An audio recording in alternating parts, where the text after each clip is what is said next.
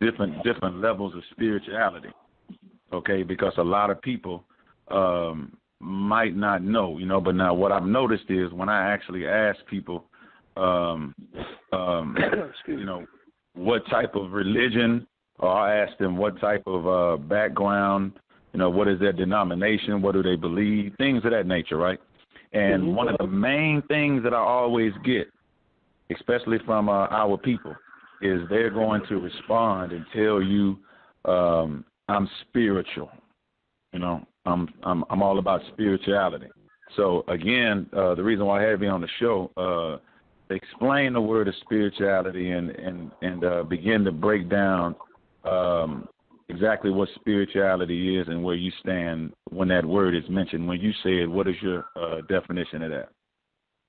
Well, spirituality got something to do with you. Most people say, most of our black people say, when you ask what denomination or what religion they believe in, most of them don't say spirituality. When I hear they say Christianity or Islam or whatever, whatever one of these groups is.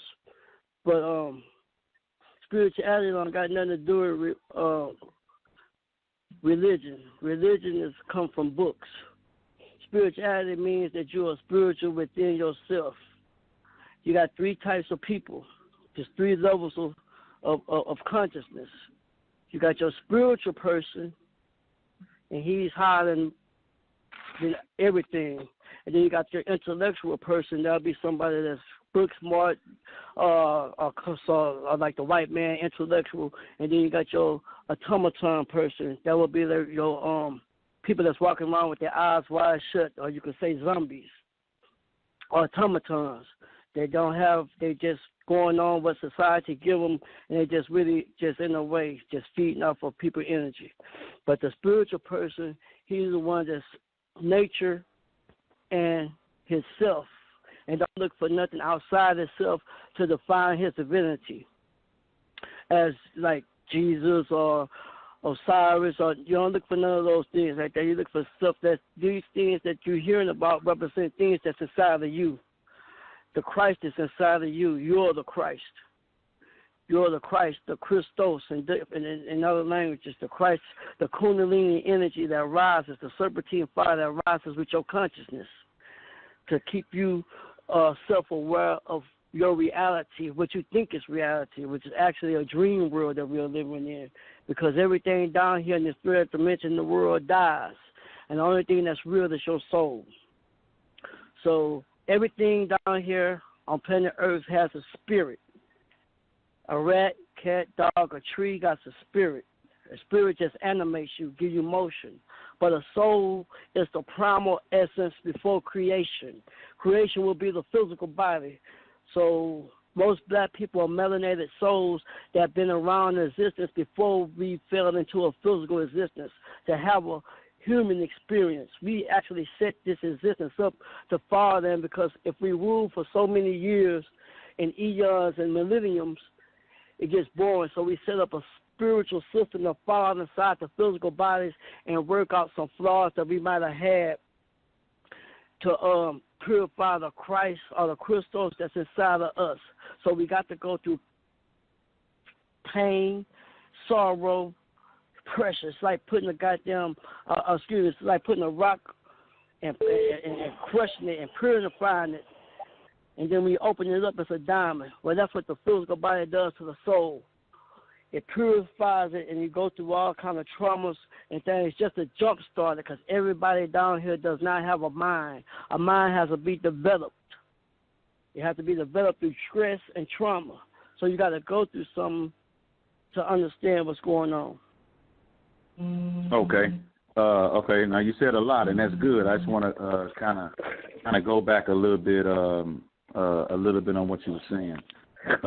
Okay. Now you mentioned spirituality. The first thing you were saying spirituality doesn't come from books. What do you mean by that? Because let me ask the question. Everything that you learn from. Okay, go for it. All right. Everything that you learn, of course, comes from a book, and according to my knowledge, like The only thing that I'm going to lean towards on is going to be the Bible, because the Bible, when you say spirituality, like when you speak with the Bible, the spirit is like truth. You know, when you say spirituality, what do you mean by when you say spirituality doesn't come from books? Okay, what I mean by that, okay, listen. Can you answer a couple of questions? There's a question. Do a dog need a book to be a dog? Does a dog need a book to be a dog? Just say yes or no. Do a dog need a book to be a dog? No, dogs don't know how to read. Okay, do a cat need a book to be a cat? Again, no, cats don't know how to read. All right, because it's already inside their innate divinity. When you came out your mother's womb, you wasn't born with a Bible strapped to your ass or a Quran strapped to your ass. You was born to go animate to that breast and get nurtured by your mother. Okay? Right.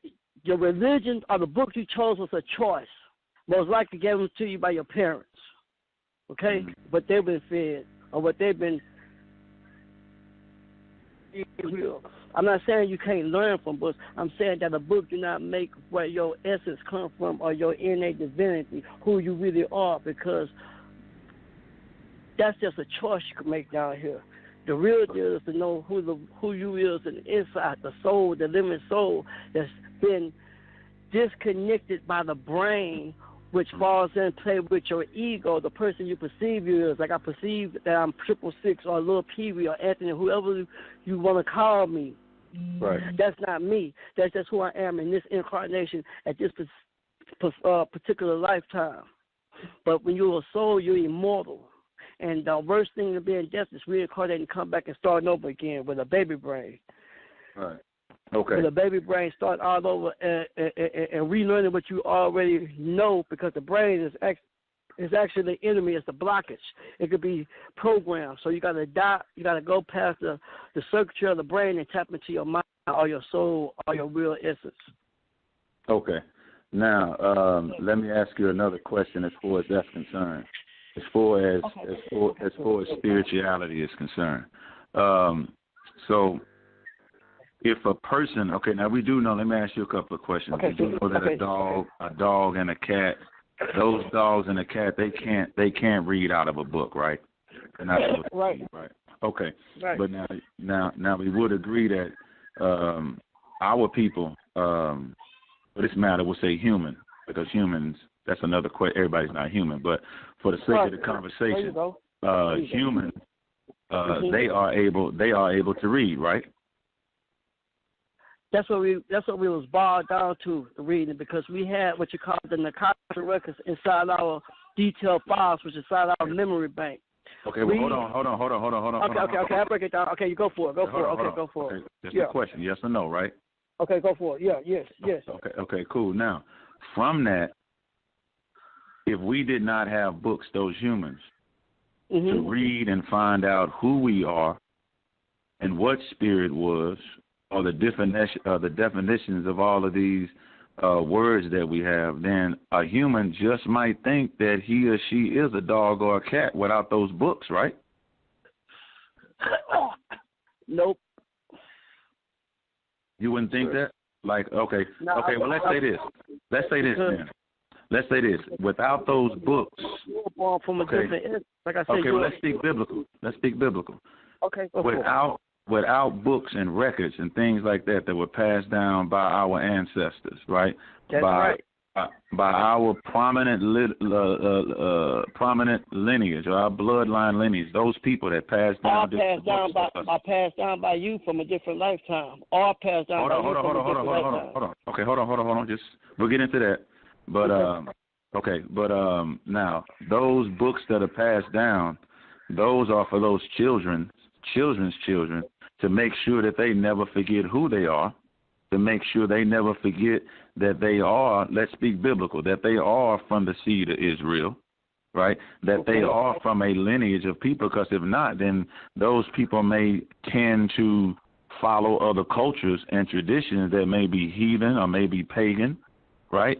And so you want to make sure that you don't go around and say, well, I'm mixed, or I'm this, or I'm, right? So those books do help us in order to know what type of nationality or who we actually are. That's what I'm getting to, right? Right. Okay, cool. So the books are helpful to those humans who know how to read. I was just making a clarification on that. Right. They are helpful to those that need understanding. Right. Okay. That's right. Okay, now the other part I wanted to cover real quick on what you said. We'll get into your other comments you made, but one of the things you had stated, you stated dream world. Now, dream world. Okay, now as far as the knowledge we've spoken before, as far as the knowledge, there's a difference. Is there a difference between a dream world and a reality? And if so, explain that to the radio listeners. Yes, there's a difference between a dream world and a reality. The dream world is the world that you call reality. When you open your eyes and you see all the things around you, if you keep them open long enough, everything you see around you will fade the fuck away.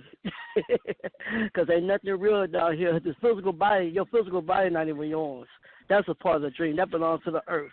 Like I say, the only thing down here, I'm trying to make a point, the only thing down here that's beneficial to you and your salvation is your soul.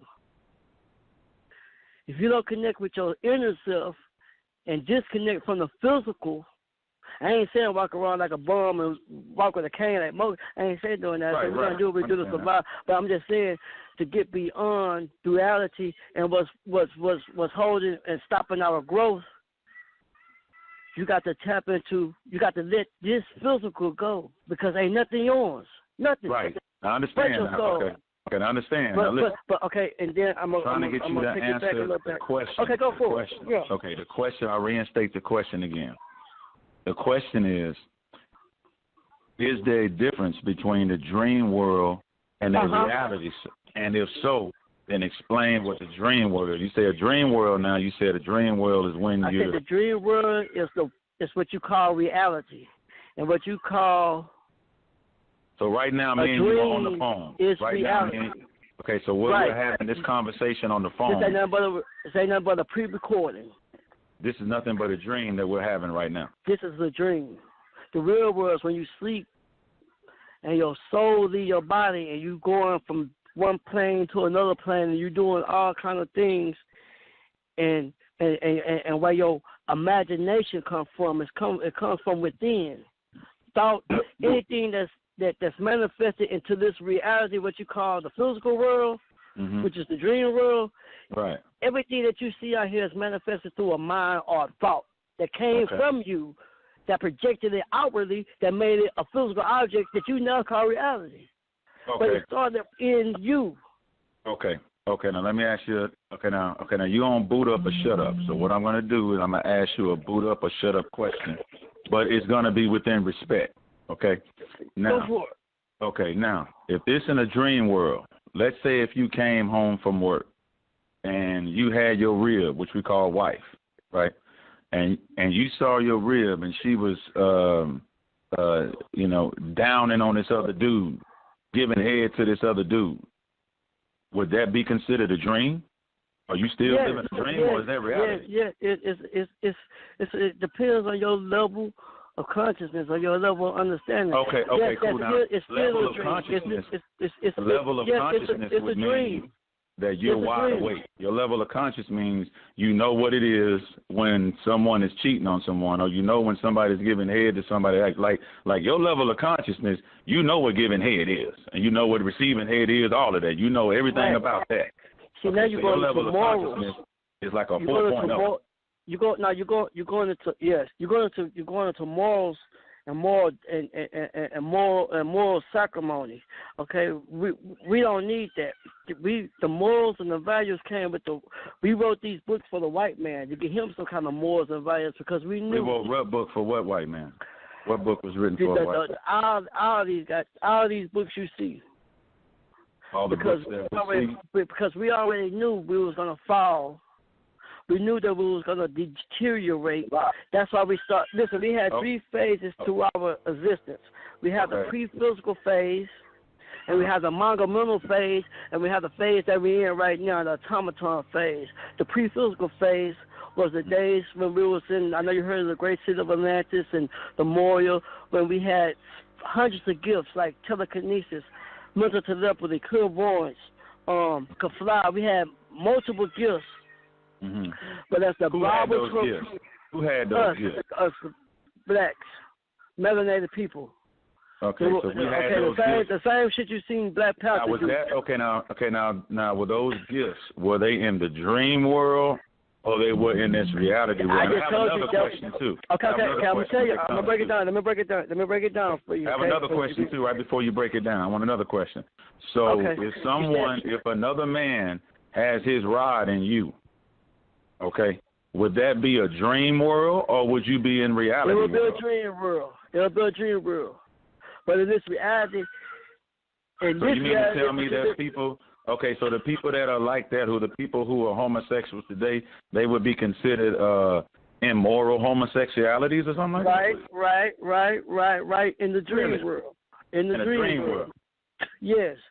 But as I was going back to the first question. Okay, hold on just a second. Okay, go ahead, officer. Hey, brother, can you explain where you learned all this from?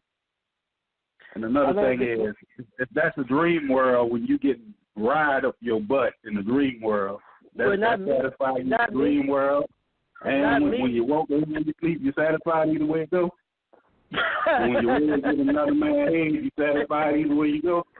No, man, that ain't for me. It's for me. That's moral doctrine. So is homosexuality wrong? In your eyes? In my eyes, it's wrong. Right. I mean, but what about in the dream world is it wrong? Because you know why it's wrong? Because it's immoral. It's just certain things that come with certain things on certain vibrations on certain planet because it's not making the earth chemical or you're not reproducing. Okay, so it's immoral. It's immoral. Now, where did you get automatically. That? Okay, now guess what book says that?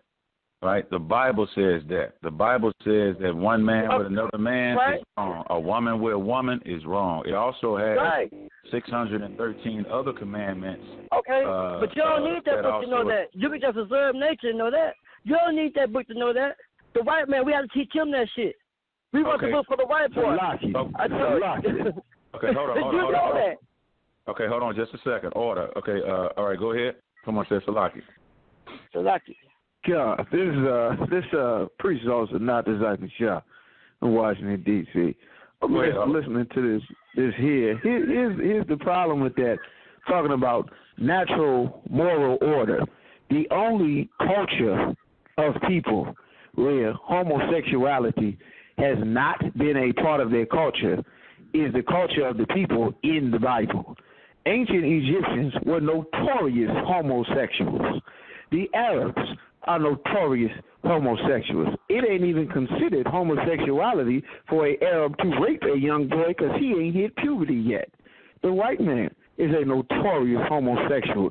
The ancient samurais and Asian warriors were notorious homosexuals and pedophiles. That's how they started the apprenticeship to teach a young samurai how to be a great warrior. The same things the Greeks and the Romans did. The only people's culture who it is not to be a homosexual is the Hebrew Israelites, because we got those laws that the Lord gave our forefathers in the Bible. There is no other culture or race of people across the planet whose culture it was to not rape man or woman, to not be a child molester, to not be a homosexual. These laws are unique to our records in the Bible. Right. Furthermore, all dark-skinned people do not get together with each other. That's an absolute lie. Within each country in so-called Africa, you have different ethnic groups of Africans, and they do not identify with themselves. They have individual languages, individual histories, individual leaders, and their lands are not united. The East Indians are dark-skinned, the Africans are dark-skinned, the Polynesians are dark-skinned, the Hawaiian Samoans. The only people who don't have melanin is the so-called white man. And all the melanated people do not get along to each other. They don't consider themselves the same. Because only black people. Only black. First of all, these people. No. First of all, these people are in different lands and in different languages. They did not go into slavery for 400 years and lose their identity, and they don't live in the land of their oppressors like so-called black people do, who went into slavery, who speak the language of the white man and have his culture. So it ain't got nothing to do with that book. The Arabs ain't fighting over the Bible. The Arabs are fighting over land because they don't want other dark-skinned people or any other people living in their land. And that's not related to a Bible. That's natural law. The different birds don't get together. The different fish don't get together. The pigeons and crows and seagulls, everything in nature is fighting for the dominance of their own.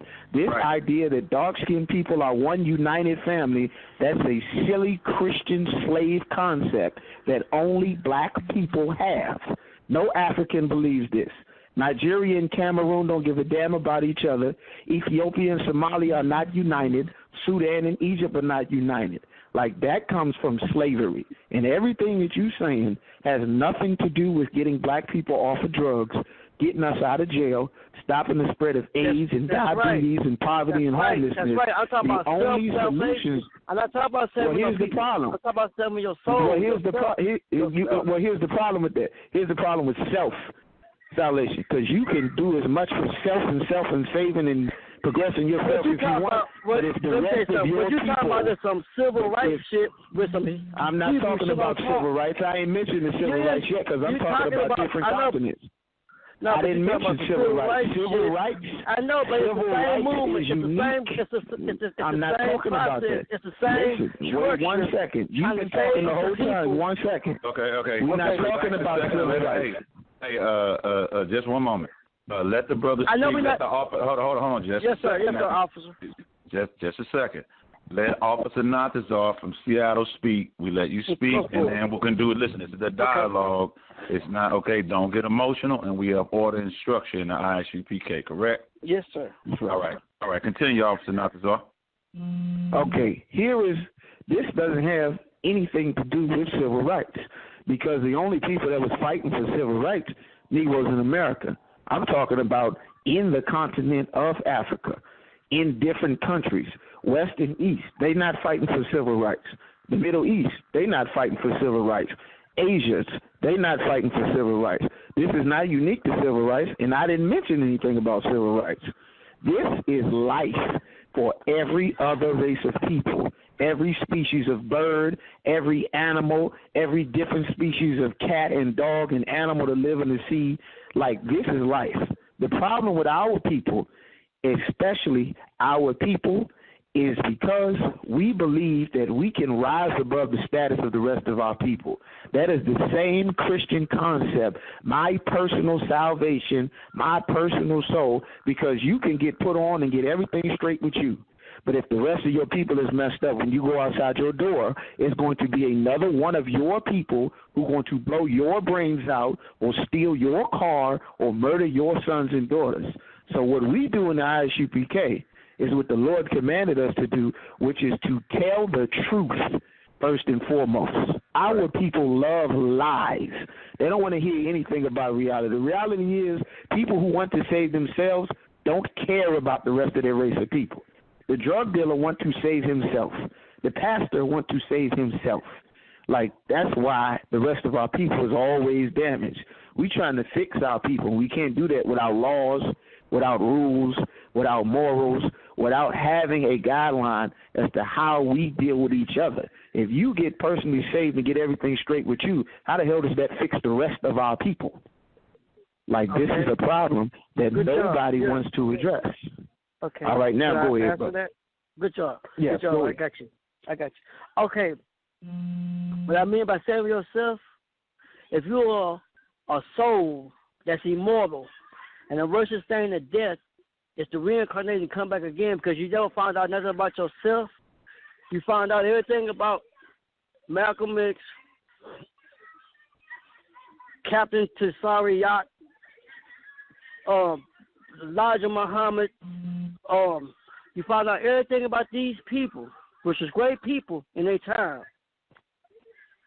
But it don't got nothing to do with finding something about yourself to pull yourself up out this thing, because can't nothing happen to that motherfucker that don't follow the laws, the statutes, and commandments.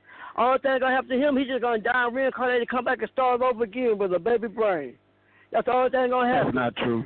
That's the only thing gonna happen. He's gonna start over again with a baby brain until he find out that he in this shit by himself because he was born down here by himself. And to raise yourself up out of here, you got to think on a different brain, a different mind frame. You got to have a whole different. I don't even want to put the brain into it because the brain is the enemy. The brain is connected to the ego, which makes you think the false person who you are or who you perceive to be. Hold on, one second. Little Pee-wee, the person who I think I am. Okay. You brought out a good point. Go ahead. So, like, if I could, you had something else you was gonna bring out. Go ahead. Me? I was saying you brought out a point that you said you were born down here by yourself, and you got to do different things by yourself. Here's the problem: no race of people believe they were born here by themselves. Every race of people is born into a nation, and that nation or that race of people has a history. Their parents have a history. The language that they're going to speak is based on the heritage of their people. The land that's going to belong to them is going to be based on the heritage of their people. You're not just born for the sake of being born. You're born to a nation and race of people. The reason black people don't understand that is because our nationality as to what race and what land belongs to us and what culture and what language that we spoke before we lost it was taken away from us in slavery. Now, you mentioned Elijah Muhammad and Malcolm X. The problem with that is the so-called Negro, who Elijah Muhammad and Malcolm X was, come from a descendant of slaves. The problem is the so-called Arabs, whose religion and language and way of life that they adopted put the Negro in slavery. So their identity of Islam cannot be for us because they're not our people, and we went into slavery under them. Now, you mentioned Captain Tazaryak. Right. And what Captain Tazaryak does is teach what is in the Bible, the records and heritage of our race of people, our language, our laws, our customs. That is the heritage that every Chinese person is born with, a language, a heritage, a custom, and a present, a past, a future. Every Arab is born that way, every white man, every African in their different families. The most important thing that a man has is his heritage, his race.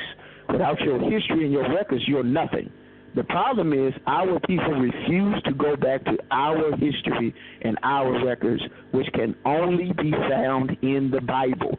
Our people would much rather go and try to be an African, try to be a Wakandan, try to be an Egyptologist, try to be a Christian, try to be a Buddhist, try to be a Rasta, try to be a Muslim, than to come back and obey our records for the God of our fathers, which is only found in the Bible. That's the only way to fix our people.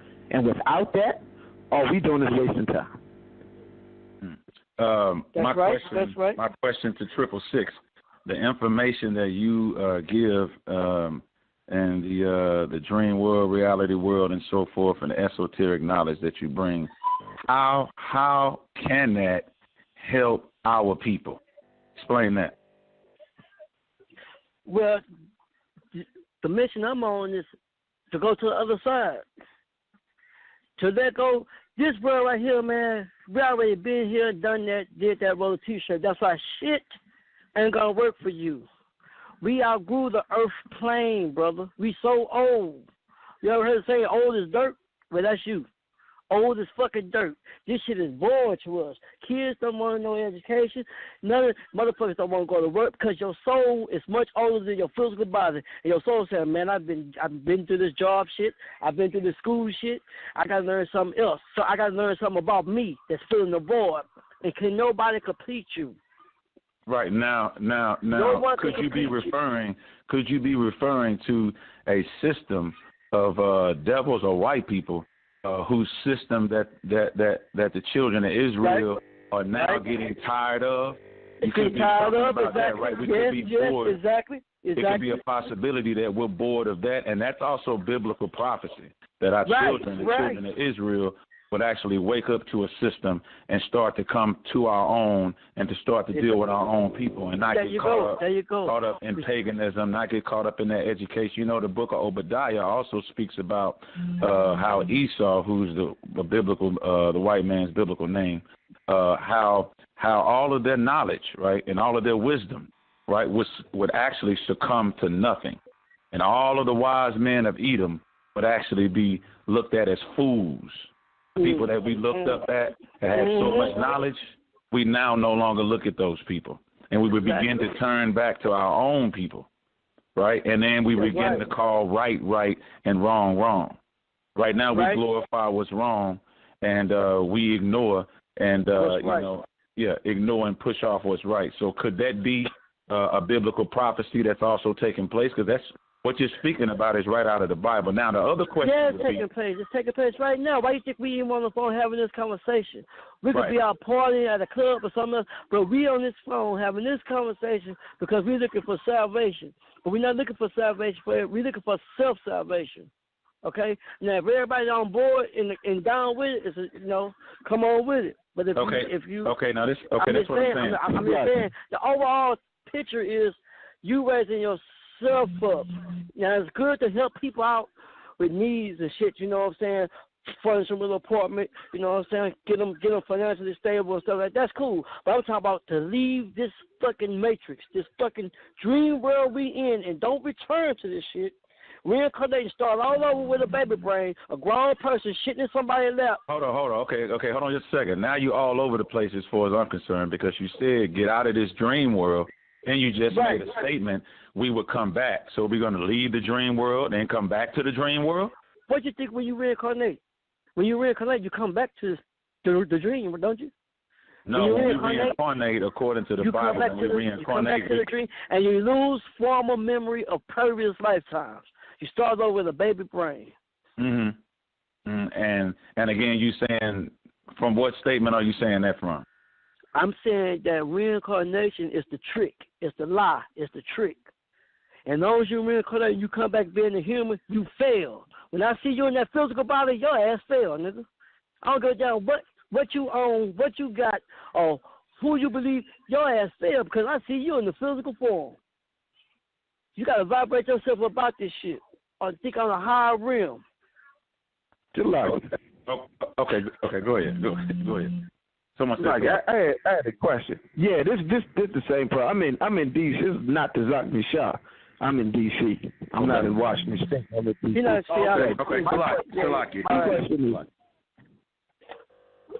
Go ahead. My question was to the brother. I think you said his name was 666, something like that. What is your goal? Because I heard you is kind of trying to see what exactly is your mission. What's your goal? My mission is just to save myself. My mission is not to be involved in. If people could understand, it ain't even understanding. It's just reprogramming the way you think. It's just reprogramming the way you think. My mission is to save myself from coming back down here and going through this shit again and relearning again, starting all over. Because the trick is humanity is the lie. Humanity is the fucking lie. You got to what's the truth? What Christ say? What was Christ's whole mission? His whole mission was come down here and die for your bitch ass, to die for your motherfucking ass. But it wasn't a Christ. No, that was not his mission. That was not Christ's mission. His whole mission was to come down here to die for your sins. That's what the Bible be saying. He come to die for your goddamn sins. Not. Okay, but it's all there was to die. To leave this physical world. It was a little bit more than that because a part of his mission is also to come back to this world too. His job was we already back. We are the Christ. We back. No. What we talking about? What we talking about? No, I was just here for example. I was just, but what I said, you heard what I said? I said, even though Christ didn't exist, you are the Christ. We are the Christ. Now, how are you going to say that was his mission? Now he don't exist. Because the mission is for you to do. Okay, you just what doing. Is the mission? He's just to disconnect from this physical world. The mission is death. Okay. Your destiny is death, okay? I'm going to be blunt with you. Your destiny is death. Until you line yourself up with that energy right now, you're going to come back and start this shit up. What energy? Triple Six. What energy? When you say line yourself, when I say line yourself, where are we going? When I say line yourself with this energy, I'm saying disconnect from what you call reality or what you think is right, because whatever you think is right is wrong, and whatever you think is wrong is right, because we done took a 180-degree turn from the truth. Uh-huh. Brother, this sounds like a bunch of jail talk. Don't none of this make sense, brother. Okay, wow. Okay, so are you still there? Are you still there, 666? Okay, so I believe he got disconnected, I think. I remember a conversation I had with a brother where he said, when you die, he still remember everything. So right. now all of a sudden he changed it around that when you die, you don't remember nothing. Okay, there he is. He's back. Okay, go ahead. Okay, now, yeah, Hello? because we had a formal conversation, Hello? 666. Yeah, 666, are you there? Can you hear us? Can you hear? Okay, I may have to, okay, I might be calling him back. He may call back in. All right, but go ahead. You were speaking because we had spoke earlier, and just like Officer Matabo had spoken about, he spoke and he said that, once you die and you come back, you do remember everything. But, okay, he's calling back. Okay. Okay, is everybody here? Yeah, I'm here. Okay, great. Okay, so 666 is back on the line. Okay, 666, we spoke, we've spoken a few times. He said I was all over the place. He said I was all over the place. Hold on, just a second. Now, okay, and we'll get those clarifications in a minute by that statement that I made. By me saying all over the place, we spoke previously before this phone call, and you stated on a few occasions that when a person dies, when they come back, they do remember things. Now you just stated that you don't remember anything. They don't remember nothing. That's why I say the brain is called the baby brain. You start over with a whole new brain, and that's the trick. That's a trick. That's a trick. The brain, because it could be programmed into a society, and it could be programmed. The brain can be programmed, or people program your brain. It could be programmed. A brain can be programmed. That could be programmed, okay? So that's the trick. So you got to bypass the circuits of your brain by disconnecting what you think is reality, okay? Just try that for a whole week, and you'll have a whole new perception about what's going on. Okay, now this is what I'm saying. Your reality, as stated earlier. Now, right now, we're all in a dream world right now, according to your breakdown on what a dream world is. Now, according to your reality, we're actually resting, we're actually asleep. So you're saying we need to disconnect from this and everybody go to sleep and lay down? Because hold on. No. Give me just a second. No. I got you. Just give me just a second. Okay. You said that dreaming in a world, we riding down the car, a man getting riled up his butt, or some man giving head to him, or whatever.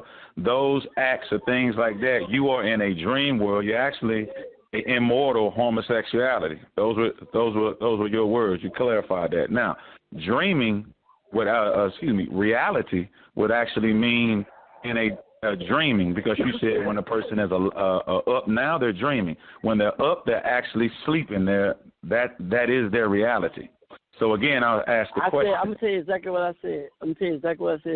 I said what you call reality is a dream, and what you call a dream is reality. Okay, now, my thing is, I'm going to say it again. When you awoke, because that wasn't it. What I clarified with you earlier was when you are awoke, when you're awoken and you're awake, like right now. Okay. No, I'm not awake. I'm sleeping. I'm dreaming. Hold on. That's considered your dream world. Okay. Now, that opens another question up now. Okay. I see you. I see you. You trying to create wiggle room. I'm still gonna ask the question direct. Okay. That was brilliant. Okay. Now, when you're actually asleep, I got you. Trust me, I got you. When you're actually asleep, all right. When you're resting and you're asleep, all right. Is that your reality? Is that a reality when you begin That's your reality. Because you know what melanin is? Melanin is a form of sleep. That's why they can take about you and make another color pill and give it to the white boy and he goes to sleep. Okay, cool. Just a second. Exactly. Okay. You're right. Okay, You're right. Okay, I mean, hey, I'm only right according to what you're saying. Now, let me listen. I'm going to rephrase the question the same exact way I did at first. Now, according to you, you're saying that when we're walking around, driving in cars, talking on the phone as we are now, we're in a dream world. Okay, now here we go. Okay, now here goes the other side. Here we go now. When you're resting or laying down, sleep, that would be your reality, correct? That'd be a real. Okay. Now the last question to that is, so what you're saying is, we need to all go to sleep, and then we'll be in a reality world. So everybody is going to be asleep. Okay, now great question. Now I can answer your question. In order to wake up out of the dream world, you got to work your way through equations through the dream world and take it back to your sleep world and figure it out. The dream world, this reality, what we doing every day, going to work and doing all this shit, this just a little, we really probably find clues back to our divinity. But they confuse us into going to get jobs. I just want you to answer the question. I just want you to answer the question. That's what I'm going to tell you. I'm answering the question. It was a yes or no question. It was yes or no. No. It's something I got to expound on. I know, but listen, you can expound on it, but say yes or no, then expound on it. So when we go to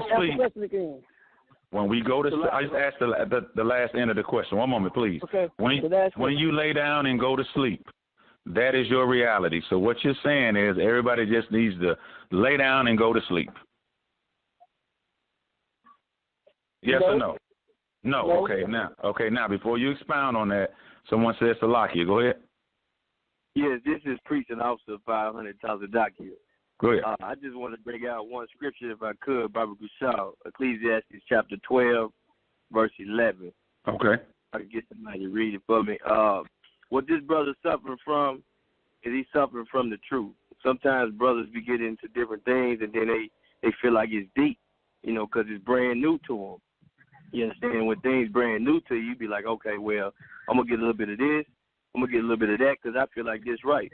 And that true enough, the brother probably been studying, but he hasn't been studying the true thing of what he's supposed to be studying. A lot of brothers come in, they get a little knowledge, and they just go wild. Right. I ain't going to take nothing away from this brother, but I am going to bring this out. Okay, it's Ecclesiastes in the Old Testament? It's Ecclesiastes chapter 12, verse 11. Okay. Read 11 through 13, if you would, Baba Kushab. All right, here we go. Ecclesiastes chapter 12, verses 11 through 13. And it reads, "The words of the wise are as goads, and as nails fastened by the master of assemblies, which are given from one shepherd." Right. Okay, that one shepherd is the Most High God. You understand? When you got words of the wise, they fasten to you like nails. You understand? It's hard for them to come loose. Read verse 12. Verse 12. "And further, by these, my son, be admonished. Of making many books, there is no end, and much study is a weariness of the flesh." That right there. What this brother is suffering from is weariness. Hold on, brother. This is Officer Tazadak. You will have plenty of conversation with me. You know how to get down. You understand? Hold your peace. You understand? Yes, sir. Go for it. All right.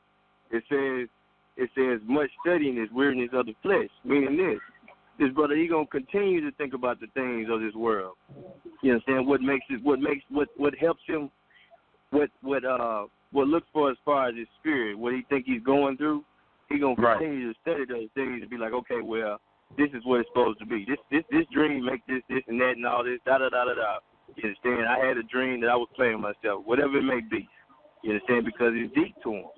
Read verse 13. This is what we should be doing, Israel. All you blacks, Latinos, and Native American Indians on this call, you understand? This is what you should be doing. This is going to help you. This is going to help our people, you understand? Not be selfish, but help our people grow and become what? Royalty again and not scum of the earth. You understand? Read verse 13. Verse 13. "Let us hear the conclusion of the whole matter.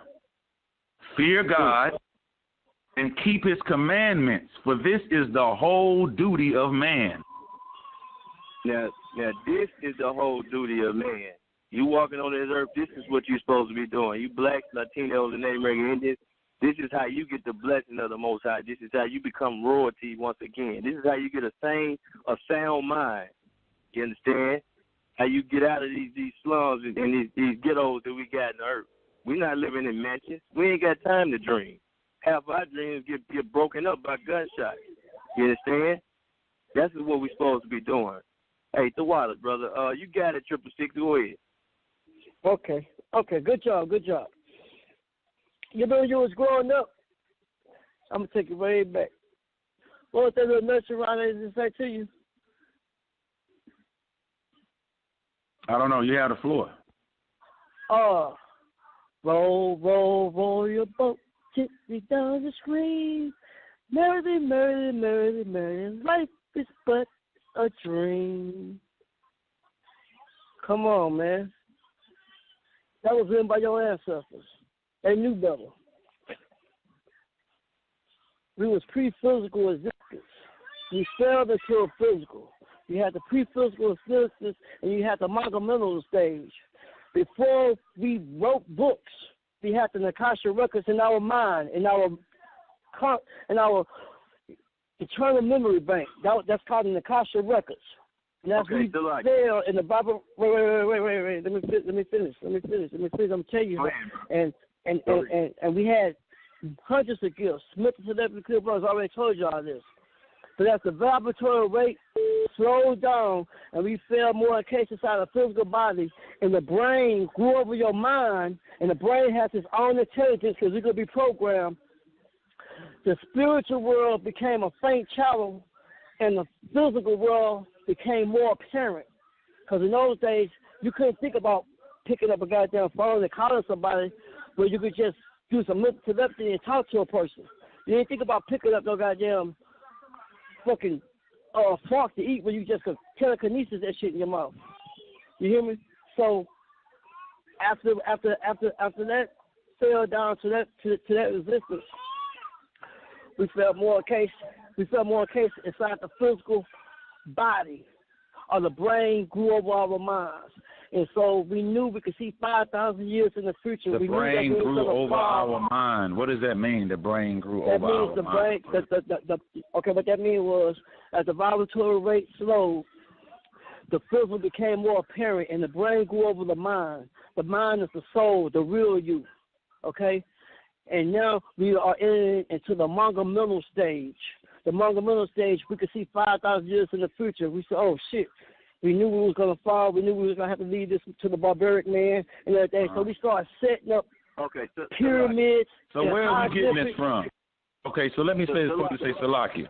Where are you getting this knowledge from? It's a fact. It's a fact that everything that anybody has learned, they get it from a book. That's right. Okay, so where did you get this knowledge from that you get? Where's this coming from? I come from Egyptian Lives of the World by Gerald Massey. You could get the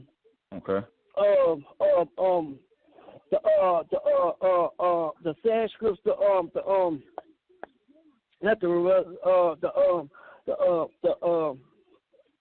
I mean, if it's difficult, you don't have to answer. No. I'm gonna tell you where you get this shit from. You tell you get this shit. That's why I said I wish I was at the house, but I have my notes with me. I'm not at the house. I mean, yeah, I.S.U.P.K.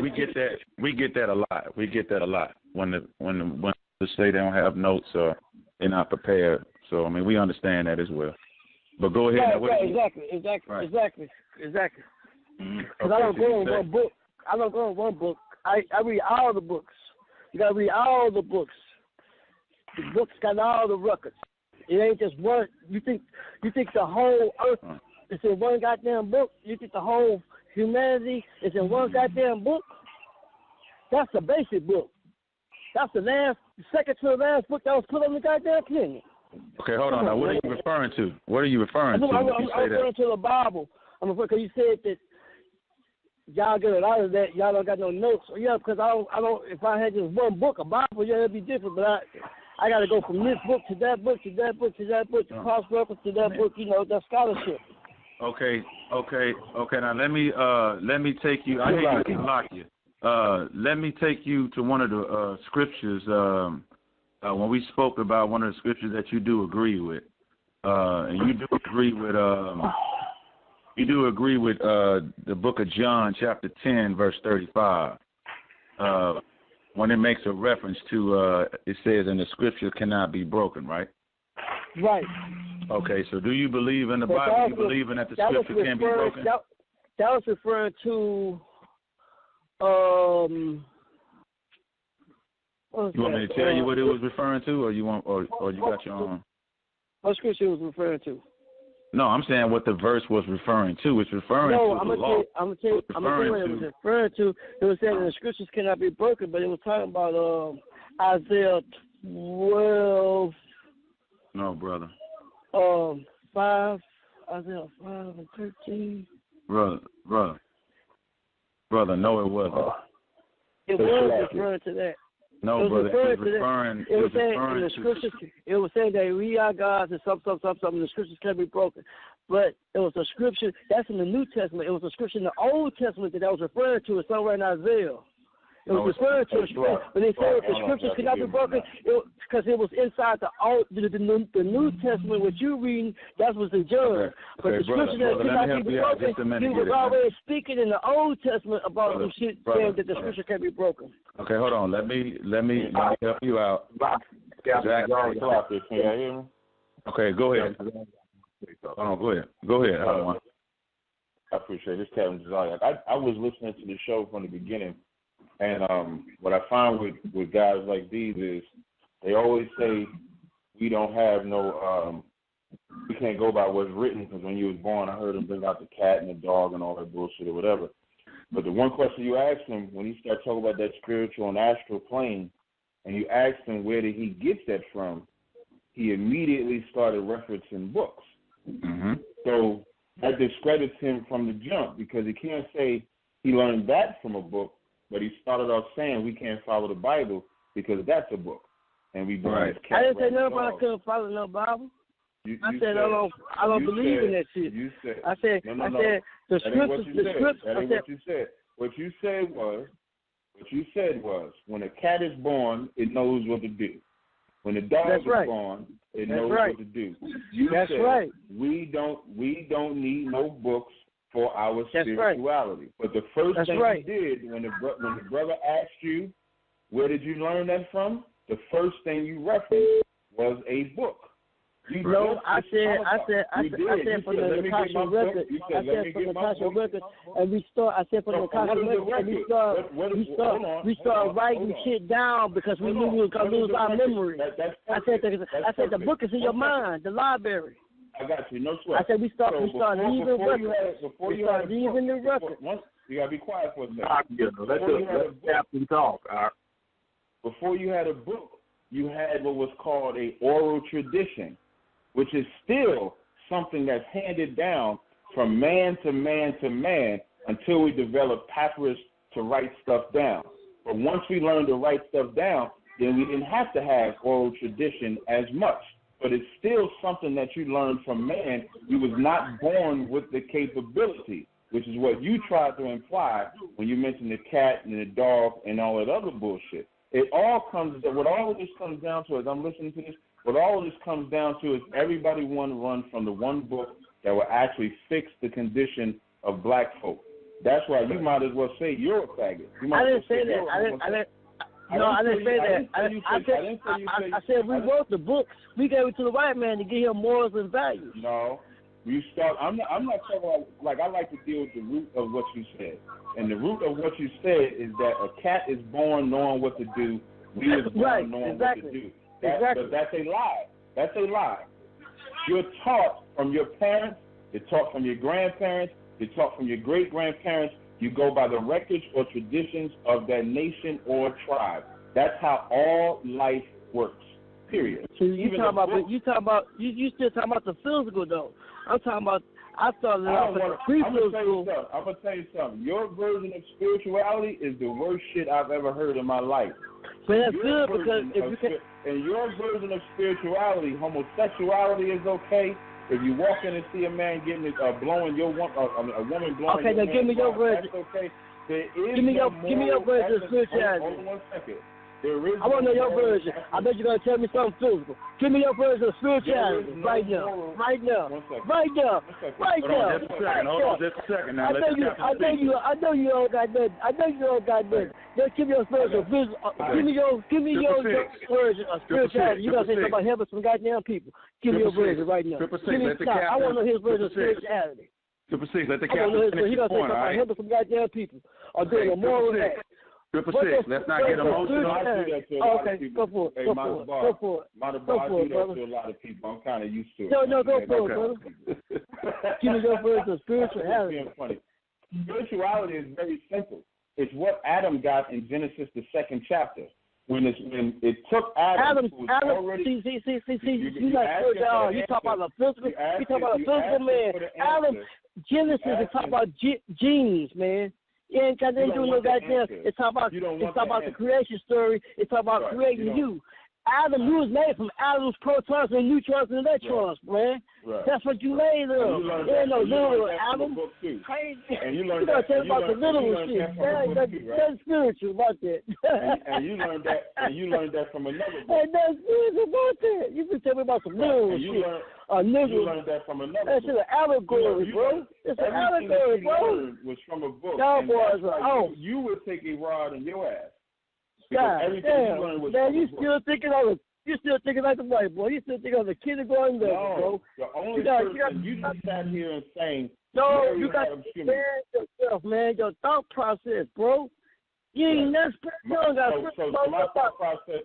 You don't got a spiritual body in your body. You say talking about Adam and Eve and all this old crazy ass shit. I'm asking you a question. Yes, so should my spirituality be like yours? Nah, man, you can't even get on my level. Your level. No, but I ain't talking about. I'm not talking about whether I could get on your level or not. It's a simple question. Because you don't understand. Should my spirituality be like yours? It's a simple yes or no. Now, let's say if I listened up under you, should my spirituality be like yours? Yes. So in your spiritual world, what is the difference in the world that they're living right now? Because I heard you say, let me give you my preface. Just let me give you my preface. I heard you say in this interview, when the brothers asked you about homosexuality, you shrunk that off. I said it's a dream. I said it's a dream. No, you said that's physical. The dream is what they're not in. That's the physical. Get your shit together now. That's not. I said it's the dream. The dream is anything that you do with your eyes open when you think you're conscious. That's a dream. So when you're like us right now on this phone, like on this phone. Yes. Like I was just saying right now. So when are we in the physical? In the physical, you only work your equations out in the physical. You never in the physical. Why do you think you got the 42 confessions of my yard? Say, I have never stole. I have never killed. I have never did this. You never in the physical. Your soul is inside your physical body. No, see, I told you got two parts. You got the spiritual. You got. I'm just asking. I'm going to tell you right now. You never in the fucking physical. That's why you got the 42 confessions of Maya. I have never killed. I have never sold. I never did this. Listen. That's the shit you got your 10 commandments from, crazy man. All right, that's the thing you got your 10 commandments from, crazy dude. If they say shit you talking about, you. That's where you got your commandments from, you. No, Copy and paste. You sound ignorant. And that is not where we got the 10 commandments. Come on, man. And I have not killed. Not even real. I have not killed. I have not killed. You know it's not the same. When do you say I have not killed? When do you say that? You don't say that in the physical. I have not killed. You listen, man. Let me ask you a question, man. You can't answer me on that. Let me show you how you was never here. Let me show you how you was never here. For Anubis to say that. Let me show you how you was never here. Let me show you how you was never here. Confession. Who are you confessing it to? Who are you confessing it to? to your soul. You're not. You're talking about the soul. You're not. You're talking about the soul. Than you. How do I know? It's esoteric principles. You're not confessing that. You're not confessing that to your soul. You're confessing that to a dog's head named Anubis. It's esoteric information. Smell your spirit and weigh your heart. So you're not confessing something that you're living. That's something that happens when you die. The commandments, you have over 600. That's why I told you. You got to leave this You idiots got to leave this believe that we copied it from y'all. But in your culture, because you're timid, that's why you believe that when the brother asked you the question about homosexuality, you know why you really have an issue with it? Because y'all don't have a law against homosexuality. When he asked you about walking in his sin, you're a woman, another man's heart, the reason why you didn't have an issue with it is because whoredom is okay. I was never here. Ideology. I was inside the physical body. To show that, and his origin, when he started talking about how the cat know what it does, the dog know what it does. So when you ask him a question, that was really the end game. Once you ask him that question, where he learned it from, and he said he got it from a book, he destroyed his whole argument. I just wanted to point that out. That's all. I don't want to take too much of the show. No, you're doing well, Adawan. That was Captain Cesario, I.S.U.P.K. That was some other stuff. Okay, 666. Brother, you got to learn how to not talk when another brother is talking. Right. So I think understand and hear what people saying, so the people can get notified on both sides. That's right. Okay, now I think he hung up. I think Captain Cesariak obliterated him. Let me see if I can get him back, because he went into one of these personalities. I want everyone to hear what happened just now. Okay, cool. You know, he flipped out and went into one of these little personalities when Captain Cesar started to tear into him. And, you know, he went off into this la-la land. I don't know if he was dreaming. I don't know if he went into reality world or if he was somewhere in between, you know. But he is borderline homosexual, okay? I would say all the way. Anybody that don't have an issue with homosexuality is a homosexual, in my opinion. That's right. That's how I look at it. And I could topic with the brother more than one time, and he could not answer that question. What he'd do if this red was giving head to somebody when he walked in, is it a dream world or not? He could not answer that question. Absolutely amazing. Absolutely amazing. Because again, when you don't have when you don't have a moral compass to guide you, which is why the Bible trumps everything. Not the Zach, when he broke down them damn samurais and the Arabs and all of that, that also showed the lack of morality that we have. So he don't have an issue with walking in on his woman, because he done probably took another man's woman and did the same exact thing, because they don't have that type of moral compass that they live by, and the excuse for him is that this ain't real. So the way he's able to rationalize that nonsense is to say it's not real. But you can always just cut right to the core. That's why I always ask him a simple question: where you learn that from? Nobody can say they learned anything in 2018 without that shit coming from a book or someone else teaching them. So they can't say you born knowing what to do. And even for a cat and dogs and all, they don't know what to do when they're born either. That's why they're around their mother or their father or something. Everybody learns. Animals learn too. So it's idiotic to say that. So that's right. I don't know where. I thought we had some nuts on our show. Y'all got some nuts. He's a baby. I was listening to this show. He said life is but a dream. I was done. He seen nursery rhymes on this mother. I couldn't believe it. I was like, what the hell is he doing right now? Nursery rhymes? That was off the chain. That's all I'm gonna say. The hell of a show y'all got going on, man. I didn't know if you had anything you wanted to ask. Otherwise, I was gonna roll out. Yeah, I mean, I guess you could just drop a little bit of science, Captain Zaryak, as far as the crisis, as far as Israel believing in these Christian preachers, these deacons, these lovely long names that they have, So maybe you could just drop a word to the radio listeners as far as them, getting into the I.S.U.P.K. and the reason why they need to do that versus listening to I think if you go, the biggest problem black people have is if you go to Isaiah 30. Oh, I'll pull it. You don't have to pull it. I'm just pulling it on my phone real fast. Okay, when you go to Isaiah 30 and 10, and it says, "We say to the seer, see not, and to the prophets, prophesy not, unto his right things, speak unto his smooth things, prophesy deceits." The biggest problem we have is we're all hypocrites. Yep. So we'll go to Eddie Long's church, knowing Eddie Long is a molester. In D.C., they had this cat held, I think, a young girl or a young boy, as he raped her.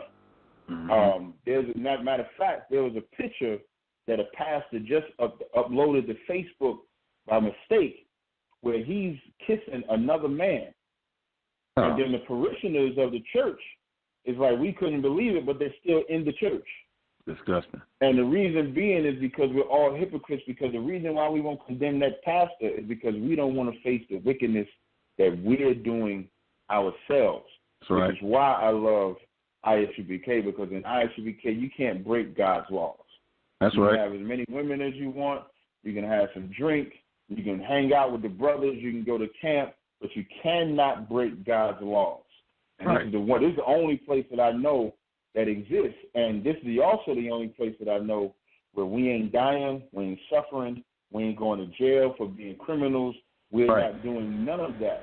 Like right. if you put I.S.U.P.K in every city, on every street corner, on every block, in every house, there would be no black on black crime. That's right. And that's just the truth. Because so that scripture there is why they flood that Christian church, because they can go do all the hoeing, all the murder, all the raping, and everything, and then they can go in that church and get that song and dance and get that good feel, and then they feel free. And if they ain't run into that Christian church, they run into the Muslim mosque, which is the same thing. It just sounds militant. Mm-hmm. So Farrakhan and them sound like they militant, but they just as homosexual. You're dressing just like the white man with the damn balls on your neck with the bow tie. And then whenever they want to say something powerful or strong, they always quote the Bible as well. Now, what I found since 2013 when I started doing the debates, I didn't even know that Egypt shit was as popular as it was. I didn't even know. Until we started going to Harlem, and then, they started coming on the streets and debating and stuff like that. I did not know that people really thought just because they build pyramids that made them great. They got a couple, what they call them, 8 wonders of the world. They got Stonehenge somewhere in Europe. Right. But the white man ain't worshiping Stonehenge. That's right. Because all it was just some stone that they built. So Kemet was able to build pyramids. So what? But what I find is that everybody that's into Kemet is just as feminine as everybody that's into Christianity. Because that's just the same damn spirit. If you think about it, when you go to Christianity and you worship that Caesar Borgia, that goes right back to Babylon, it goes right back in Egypt. It's all the same thing. When they worship that Easter, which is Ishtar, it goes right back to Babylon, it goes right back to Kemet, and it goes all back to homosexuality, making a woman a whore, etc. like that. So for us in Israelite School UPK, it's our job to wake them up. The scripture the brother pulled in Ecclesiastes, the 12th chapter, that's my favorite too. When it says, hear the whole conclusion of the matter, fear God and keep the commandments. We want to stop dying, that's the blueprint. Deuteronomy, the 28th chapter, we always talk about verses 15 through 68, but 1 through 14 is everything we get if we serve the Father. Right. If we serve the Father, we would be above all nations. We'd be on top. We wouldn't be on the bottom. If anybody want to know why we're suffering, just read verse 15. If we break them commandments, all these curses shall be upon you. That's why no matter how much money we got, we still curse. We still get shot. I asked Michael Jackson if he felt that he made it. He's a damn drug addict. Ask Prince if he felt he made it. Damn drug addict. Ask Whitney Houston if she made it. Drug addict. There is no level of fame that you're going to get that's actually going to free you. There ain't no level of no money that you're going to get that's going to free you. If you're not serving the Most High, you'll be under these punishments for the rest of our lives. So that's all I wanted to drop real fast. I don't want to take up too much time. Again, thank you, the Water, Captain Zoyat, for doing that. Again, you can catch Captain Zoyat on Cross the Line Radio every Thursday from 9 p.m. to 11 p.m. Also with his right-hand man, Captain Kapazar Parium, who absolutely obliterated one of the Christian preachers. So again, we'll have we'll have you back, Captain Zorak, on April the 1st, everybody. He'll be back on April the 1st, going head to head in a biblical dialogue debate again with a Christian pastor. So don't miss that as well. April the 1st at 7 p.m. All right, 8 o'clock Eastern time. So again, the water and thank you very much for that. No doubt. All right. Okay. So again, everybody, you heard it there. Once we get the Egyptologist, he said that he was spiritual, but again, after further investigation, the truth came out, and he openly admitted that he gets his books. He named some Egyptology book and some other homosexual author who wrote the book and so forth. So, I mean, look, it's like this. Officer Matabar, Officer Tazdakia, and myself, Officer Wanyala, we represent I.S.U.P.K, Israelite School, Universal Practical Knowledge, the only home of the living truth, okay, under commanding General Yahanna since 1969, bringing the real truth to the so-called blacks, Latinos, Native Indians, West Indians, from North Central South America, that we are the Jews. We are the biblical Israelites of antiquity that the Bible is speaking about, and using these laws, statutes, and commandments in this Bible. All right, Yahweh will send his son, Yahweh Shah in the Hebrew, and to get us and save us from our oppression here on this earth. Okay, save us from our enemies. Okay, and using this Bible, we will become no longer a lawless and immoral people. We will once again become a lawful and abiding people. We will become that holy nation, that royal priesthood that spoke about in the book of Peter. All right. So again, I.S.U.P.K, unadulterated truth, home of the truth, undefeated, remaining undefeated, knockout blows of knowledge coming in from all the officers of all different ranks. Again, I want to thank Officer 5000 Natazar from D.C. camp, completely obliterating the Egyptologist, Egyptologist, whatever he is claiming himself to be. Hopefully that brother wakes up and comes into the knowledge. So we pray that he gets out of Egypt and comes back to his origin of his true nationality, which is a Israelite. Okay, and with that being said, any of you brothers want to drop any knowledge, you can go ahead. Feel free to chime in at any time. All right. What do you think about as far as what happened as far as the brother Officer Tazadaki? Well, my thing is, like I spoke earlier, the brother he missing a whole bunch of stuff. And see, that's why Israel, right. You can't follow these other brothers that ain't in UPK. This is why the Israelite School of Universal Practical Knowledge is the home of the truth. Right. Because if you go anywhere outside of this school, you understand, if you go anywhere outside of that banner, UPK, I'm telling you, you're going to be living in so much confusion that you ain't going to know your ass from your fingers. That's right. You understand? Just being real talk, you ain't gonna really know what to do. Everybody, see, brothers don't understand. The only reason he was even searching or doing his studying is because he didn't know who he was. Right. Or he was following after something else that he didn't believe in. So once he started studying those things, he said, okay, well, I'm gonna do a little bit of this, I'm gonna do a little bit of that. Then he started saying, well, I'm just gonna start dreaming the things. You understand? It's a dream. I can't figure out what's going on in my life, so I'm just gonna say it's a dream. Man. Which is why we, like School of Universal Practical Knowledge, say what? No cowards, no excuses. Right. You understand? It's a cowardly thing to not follow what the Most High God telling you to do. A lot of brothers are weak. You understand? This brother probably smoked drugs. He do drugs. Right. You understand? Right. He either do drugs, or he been raped, or something that happened to him real dramatic to where the point where he don't even want to live in life. He just want to call it a dream. That's right. Guess what? UPK, you taught to fight the things that's in front of you and not run away from them. You understand? A lot of people don't understand that. You know, they make up excuses for everything. And this brother doing what he doing, what was his name? 666, right? 666? Right, 666. I just spoke to this brother a lot of times, you understand? And just listening to him now lets me know that he's deeper than what he was before. Right. You know what he's deep in? He's deep in lies. That's right. You understand? He's past America's. He's past America's. He's past America's brainwashing. That's right. He made up his own illusions. You get what I'm saying? Right. Everybody, I'm telling you this. I'm gonna make this statement, and then any other brother want to chime in, you can. Okay. Right. Brothers like this let their wives run over them. Brothers like this let their children grow up to be homosexuals. Brothers like this are too goddamn weak to stand up for their nation. So, and by doing that, they be selfish.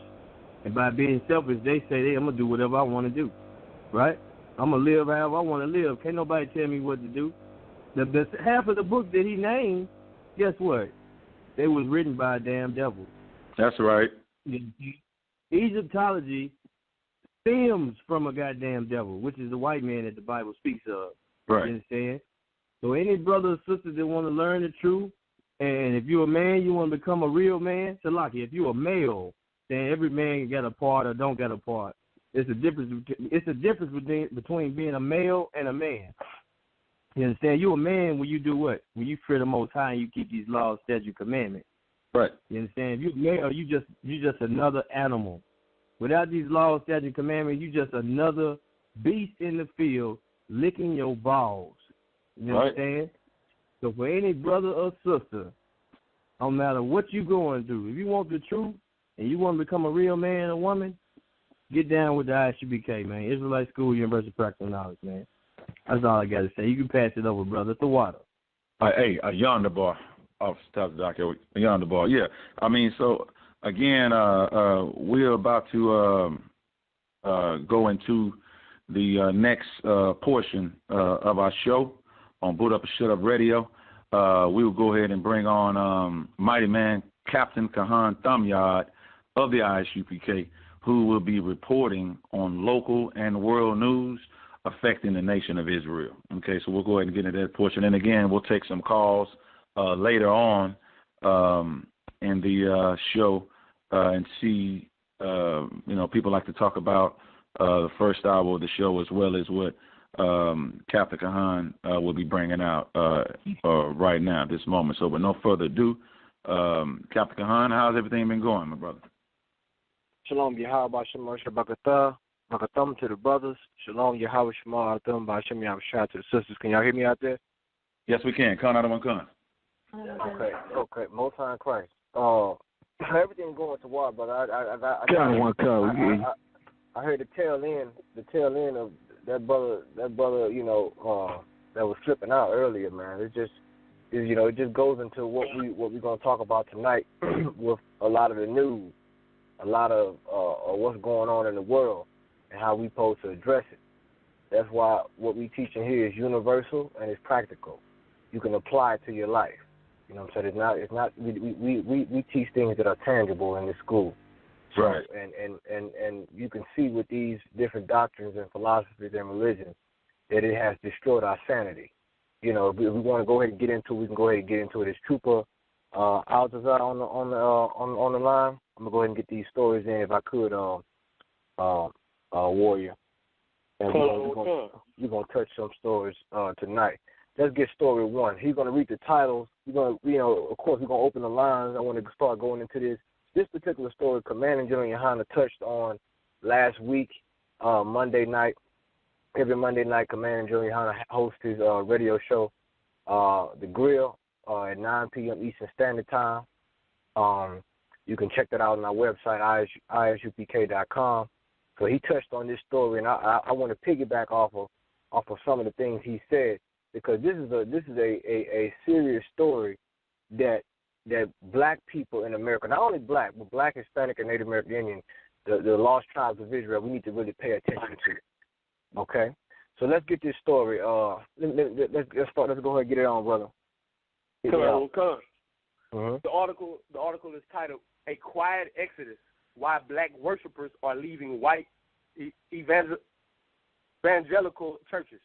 Okay, and this article. You can find this article on. This article came out of the New York Times. Okay, you notice it says a quiet exodus, right? So it's saying why. Read the title again, brother, please. A Quiet Exodus: Why Black Worshipers Are Leaving White Evangelical Churches. You understand that, right? Okay, so I hope everybody's paying attention. We about to go into this. Go ahead and hit me off, brother. Let's get into the meat. In Fort Worth, Charmaine Pruitt wrote the names of 12 churches on a sheet of paper, tore the paper into 12 strips, and dropped them into a Ziploc bag. It was Sunday morning and time to pick which church to attend. Hold on, stop right there. Stop right there, brother. You see how now let's just deal with this for a minute. This is Charmaine Pruitt out in Fort Worth. Shout out to the brothers out there in Fort Worth, Texas. Out the brothers out there in Dallas. You know what I'm saying? Officer Shayala, Officer Yashimar, Officer Amal, Officer I'm sorry? I said Ashiyar, all the brothers out there, all the brothers that's holding down Amal, Ashiyar, Yashimar, Shayala, those brothers out there that's holding it down, man. Shout out to y'all, man, because this is what we up against. Right. This sister right here is so destroyed. She take 12 strips of paper, it's like the lottery. It's like bingo. You understand? Like, this is how she decides where she's going to go to church at. You understand? Which is showing you how lost we are as a people.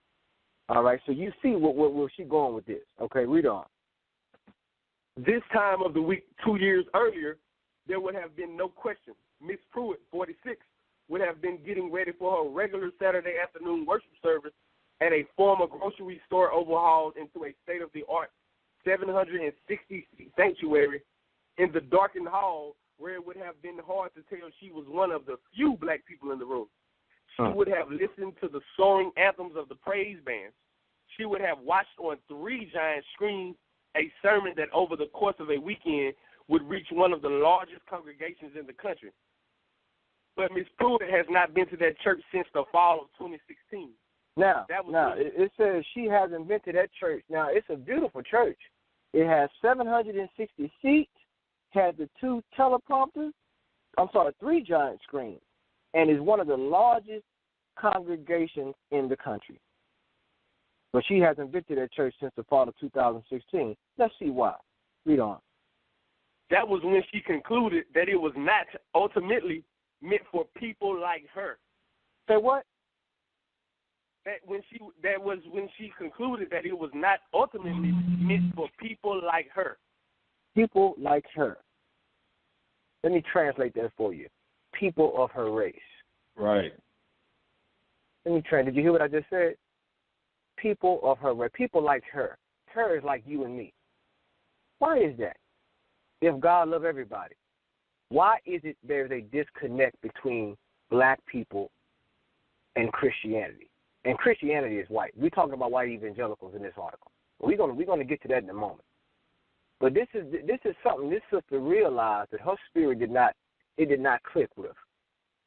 And it's starting. And what you see right here, we're reading this article, is happening all over America right now. If you out there in radio land and you out there listening, this probably is happening to you. You out there listening to this show, you're curious. We encourage you to call in. We encourage you to give your stories about the disconnect between Christianity, especially if you go to a white church. We want to hear those stories tonight. Keep reading, brother. She has not been to any church regularly since. Pulled one of the slips out of the Ziploc bag, Mount Olive, Fort Worth. Okay, that was where she would go that day. In the last couple of decades, there had been signs, however modest, that 11 o'clock on Sunday morning might cease to be the most segregated hour in America. You see that? And I think Martin Luther King said that. I correct me if I'm wrong, someone. I believe Martin Luther King said the most segregated hour is on Sunday at 11 o'clock.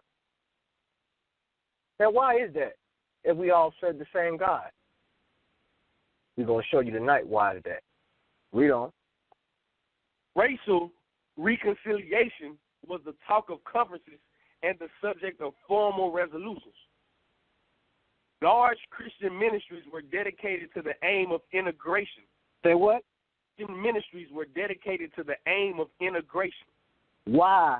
Let me ask you this. Why did they want integration? Think about this now. Think about a business. If I wanted to sell you cars, would I only sell cars? If I wanted to have a successful business, everybody's money's green. So I'm going to make a way where I can sell everyone cars, no matter how they look. It's the same thing with religion. You understand? It's only about gain. It's not about your salvation. They were dedicated to the aim of integration, yet this sister felt she wasn't included. Large Christian ministries were dedicated to the aim of integration, and many black Christians decided to join white majority congregations. Some went as missionaries called by God to integrate. Like it. Some went as missionaries. And you know that's a lie, because God never called us to integrate. He's going to show you that also. So they saying that they were sent by missionaries. They were sent by God called to integrate. Read on. Others were simply drawn to a different worship style. Short, conveniently timed services that emphasize a personal connection to God. Read on. The fruits could be seen if you looked in the right places, particularly within the kind of non-denominational megachurches that gleam from the roadsides here in the sprawl of Dallas-Fort Worth. In 2012, according to a report from the National Congregation Study, more than two-thirds of those attending white-majority churches were worshiping alongside at least some black congregants, a notable increase since a similar survey in 1998. This was more likely to be the case in the evangelical churches than in mainline Protestant churches, and more likely in larger ones than in smaller ones. Now, this is where the turning point came, where the black congregants started to see that they were among wolves, that they started to see that they were among the devil, you know what I'm saying, that the Bible speaks of, which some are starting to see now. We get those phone calls from you. A lot of you may not want to call in tonight, but we know who you are. You call us a lot because you know there's a disconnect. You know what's going on in the white evangelical churches does not speak to our issues as black people, black, Hispanic, and Native American Indian people. So let's read on, brother. And while you're reading, I want you to start me off. Someone give me 2 Thessalonians 2, chapter 2, verse 3. Someone hold that for me. Okay, keep reading, brother. Then came the 2016 election. Black congregants, as recounted by people in Chicago, Los Angeles, Atlanta, Fort Worth, and elsewhere, had already grown uneasy in recent years as they watched their white pastors fail to address police shootings of African Americans. Do you see that? Did you hear what the article just said? Did you hear what he just read? Read it again so they can hear it out there, brother. And let me say one thing. Chicago, Los Angeles, Atlanta, Fort Worth, a lot of these are major black, Hispanic, and Native American Indian cities. You understand? We make up the majority in a lot of these cities. You understand? Especially in the urban areas. Read on. Read that part one more time so they can understand. Black congregants, as recounted by people in Chicago, Los Angeles, Atlanta, Fort Worth, and elsewhere, had already grown uneasy in recent years as they watched their white pastors fail to address police shootings of African Americans. You understand that? They sit in the church, and the white pastor is talking about salvation. Meanwhile, he's talking about dying and going to heaven. Meanwhile, your life is a living hell. Imagine that. He's telling you how the white Jesus is going to save you. Meanwhile, white police officers are shooting you in the street, and they say nothing about it. You see what's going on in these churches? This is why God is going to bring these churches down. Let's get that scripture. Let's get that scripture in 2 Thessalonians, please. 2 Thessalonians. 2 Thessalonians, chapter 2, verse 3. Let no man deceive you by any means, for that day shall not come, except there come a falling away first, and that man of sin. I'm sorry. Let me just cut in right quick, brother. The Bible says, let no man deceive you. Don't let any man deceive you, especially the white man. And how are they deceiving us? They are deceiving us with these religions. It ain't just Christianity. You just heard the brother earlier on the phone. He was completely destroyed with these religions and philosophies. But we're talking about Christianity tonight on this article. White evangelical Christians, at that matter. You understand? Let no man deceive you by any means, by religion, by politics, by economical gain. The Bible says, let no man deceive you. Read on. For that day shall not come, except there come a falling away first. And this that is what man. The Bible is saying. I'm sorry. I just got to cut in if I could, brother. The Bible said that day shall not come. What is that day? That day is Judgment Day. That day is the day of salvation for our people, the day Christ is going to return. That day is not going to come unless there be a falling away. Falling away from what? You got to ask yourself, what is it that we need to fall away from? The thing that we have been joined to since we got over here. All of these doctrines and philosophies of these other nations. Getting over here too. Also, we have to fall away from Christianity. You understand? You have to wake up out of that darkness. You understand? That day is not going to come lest there be a falling away. Read on. A falling away first, and that man of sin be revealed, the son of perdition. And notice, it didn't say a spirit. It says that man of sin be revealed. Mm-hmm. God is revealing that man of sin right now in America, right now all over the world. You understand? The world is seeing that these people are on a warpath, and they're not of God. How can the white evangelicals tell you about anything moral? Have you ever heard of a woman named Stormy Daniels? Have you ever heard of that woman? You look at the news. You don't hear a peep out of white evangelicals. They are lock in step with Donald Trump and his Republican Party because they care more about power and gain. They just use the Bible as a way to deceive you to act like they're righteous. Commander GEN.YAHANNA brought it up.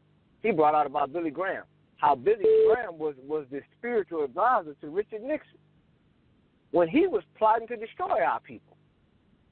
You understand? We forget. That's why it's so important to study. That's why it's so important to come into the Israelite School of UPK under Commander GEN.YAHANNA. Because in here you're going to learn about history. You understand? Some of the most major people who were terrorizing black people were Christians. The Ku Klux Klan, they were Christians. They were Baptists. They burned crosses in your yard. They were religious. So why do we have black Baptist churches today? I'll tell you why. Because we're brainwashed. But we have to fall away from that. You understand? Read on. Verse 4, who opposeth and exalteth himself above all that is God, or that is worship, so that he, as God, sitteth in the temple of God, showing himself that he is God.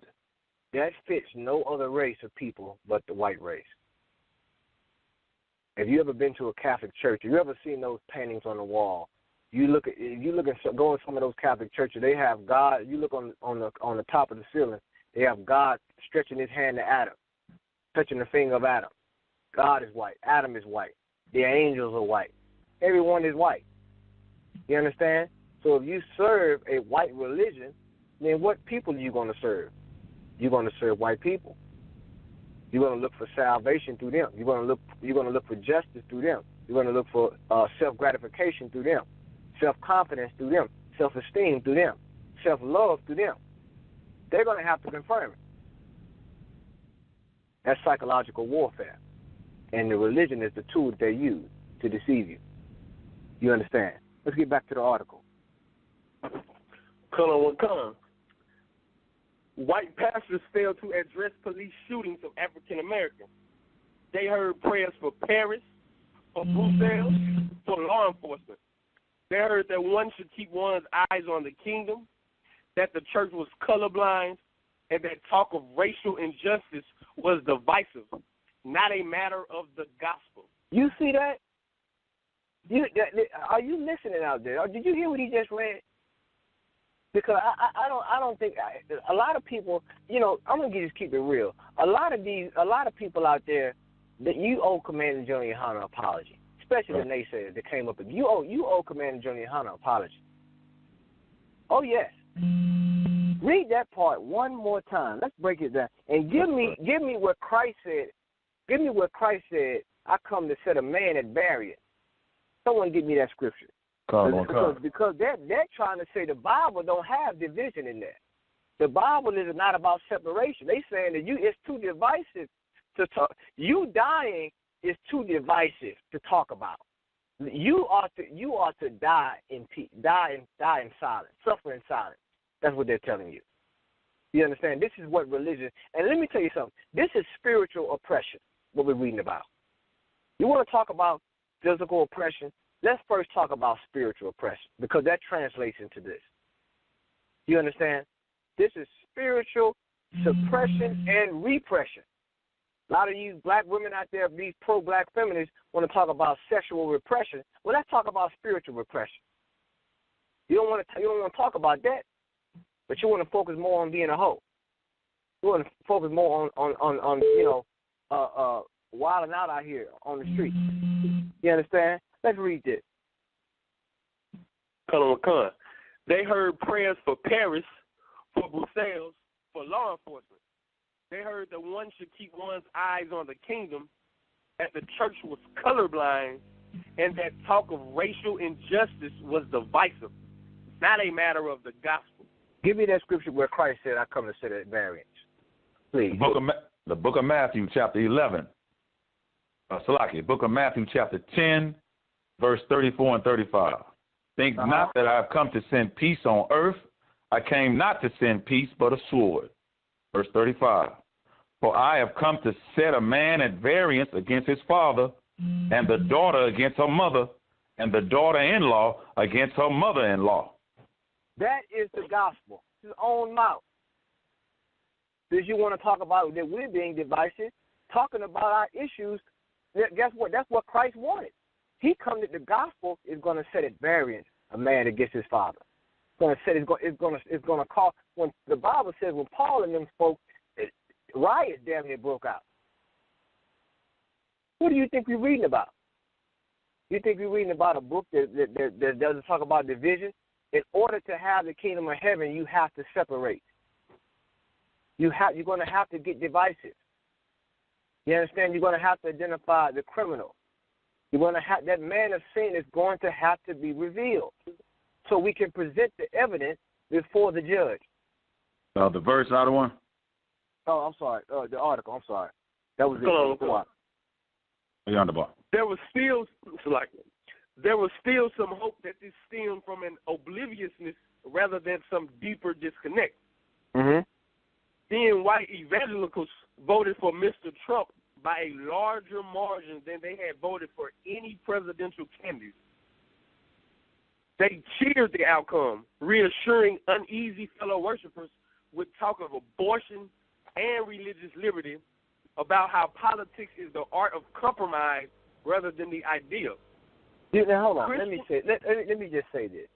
I hope you black Christians are out there listening, because religion is a political tool, first and foremost. If you don't believe me, just look at history. Look at the war between the Protestants and the Catholics. I mean, just look at anything. Look at the Crusades. Religion is a political tool. Let's just get that straight. Now, the Bible is not a religious book. The Bible is a book of law, statutes, and commandments given to one race of people. There is no religion. You can't get a Baptist out of the Bible, a Methodist, Episcopalian, Seventh-day Adventist. You don't get that out of the Bible. Those things are man-made. You understand?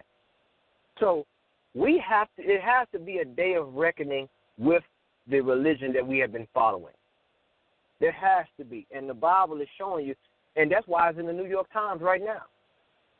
The things that Commander GEN.YAHANNA has been saying, has been said on the streets of America and been teaching our brothers and sisters to wake up and come out of darkness, has been saying, now it is coming to the light. You understand? It is coming to the light. I had a pastor tell me at the State of Black Shreveport, what was that, last year, the year before last, that the Bible is not geopolitical. This is a black pastor saying this. But yet he stands up in the church and tells you to vote when it's supposed to be a separation of church and state. Right. The Bible is geopolitical. That's why Christ spoke of taxes. That's why they said we have no king but Caesar. The Bible deals with every aspect and governing body of our life, people in this earth. So to try to, when it comes to us, when it comes to our suffering, you can't be political. You can't be divisive. But when it comes to them being pro-gun, they can have it. They would bring AR-15s into the church. That's Keep right. reading, brother. Please. Christians of color, even those who shared these policy preferences, looked at Mr. Trump's comments about Mexican immigrants, his open hostility to NFL players protesting police brutality, and his earlier birther crusade against President Obama, claiming falsely he was not a United States citizen. In this political deal, many concluded they were the compromise. You see that? Now, what is a citizen? What is you being? And let me show you how hypocritical white Christians are, white evangelicals are. If we are supposed to be in the body of Christ, what does it matter if you are a citizen of America or not? Supposed to be my brother and sister in Christ. What does you have to have in papers have to do with you serving Christ? We're showing you that it's a national front. It's white nationalism disguised in the guise of Christianity. It's holding up the Bible. You understand? Read on. It said to me that something is profoundly wrong at the heart of the white church, said Shaniqua Walker Barnes, a professor of theology at Mercer University. Go ahead. Early last year, Professor Walker Barnes left the white majority church where she had been on staff, like an untold number of black Christians around the country. I'm sorry. Someone give me Deuteronomy 12 and 30, please. Keep reading, brother. I'm sorry. Many of whom had left behind black majority churches, she is not sure where she belongs anymore. You see that? You see what this religion have done to our people. This is what the Bible, when it says that we are like scattered sheep. She don't even know where she belongs anymore. You understand? She's looking for a place she can spiritually call her home, and she don't know where to belong. I hope that sister gets a flyer to the Israelite School of UPK. I hope she gets a flyer. I hope someone let her know that this is your sanctuary. This is this place you can come where you don't have to be ashamed to address the issues that's going on. You know why? Because the head of our school, Commander GEN.YAHANNA, will put that front and center of everything that goes on in this organization and in this nation. Our issues first. You understand? He will put that at the forefront of what's going on with our people. Read on. We were willing to give up our preferred worship style for the chance to really try to live this vision of beloved community with a diverse group of people, she said. That didn't work. Hold up. Say that again, please, brother. Please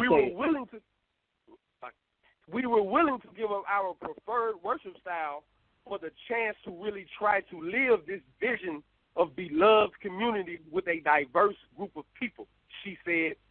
That didn't work. Now, you understand, listen, now she's not a part of the I.S.U.P.K, but she's wise enough to understand that vision was not God's plan.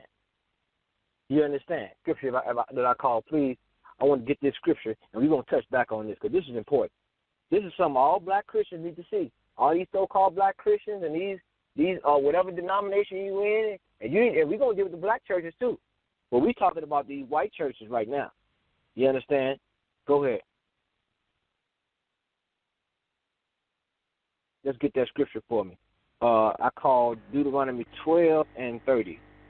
Deuteronomy 12 and 30. Mm-hmm. Book of Deuteronomy, chapter 12, verse 30. Take heed to thyself, that thou be not snared by following them. After that, they have after that they've been destroyed from before thee, and that thou inquire not after their gods, saying, say what? That thou inquire not after their gods, saying, how did these nations serve their gods? Even so will I do likewise. Verse 31, thou shalt not do so unto the Lord thy God. For every abomination to the Lord, which he hateth, hath they done unto their gods. For even their... Y'all see that, right? I'm sorry, brother. Go ahead. Y'all see that, right? God told the children of Israel to not go after these, not to try to serve the other nations, God, not to try to be quote unquote multicultural and diverse.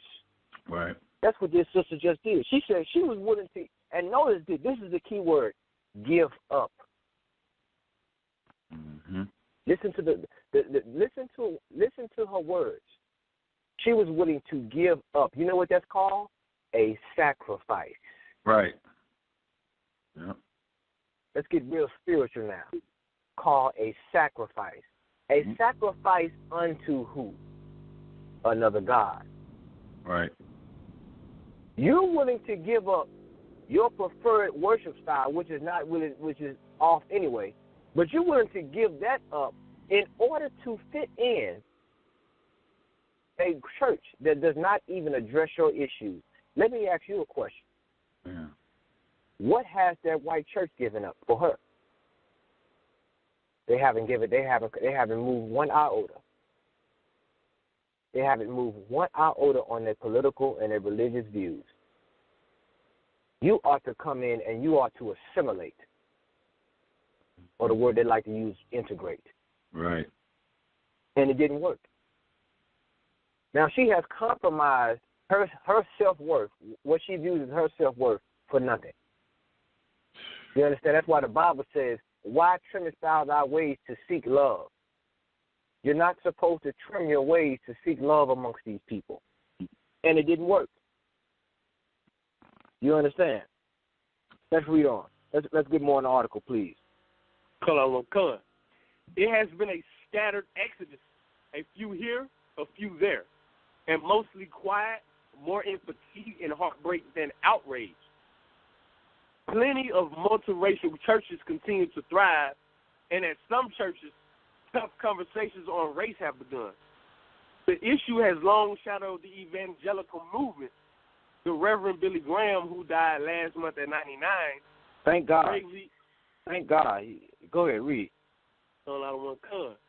Bravely integrated the audience at his crusades and preached alongside Dr. Martin Luther King Jr., but kept silent at key moments. You know? But for many black churchgoers, the current breach feels particularly painful.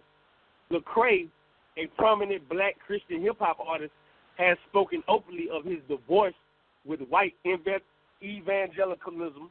Christian counselors have talked frankly of the psychological toll of trying to hang on in multiracial churches, and others have declared it time to consider the serious downside of worship integration. You see that? That's look. Thanks be to the Lord. That's what's getting ready to happen. Let me tell you, race is the card that no one wants to pull in religion, because when you involve race, now you're dealing with separate issues. You're dealing with issues of people's culture. That's why the Bible said that in the last days there's going to be wars and rumors of wars. We're dealing with a culture war in America, an identity war. You understand? On who am I? What am I? How? And let me tell you something. Because we have integrated so deep into this society, they have created a textbook role of your identity. That's right. In America. That's what has happened in America. You understand? They telling you what you best believe. They telling you what it's. They saying that good morning, God bless you, but they don't speak about your issues. You ought to die in silence. to die, to suffer in silence.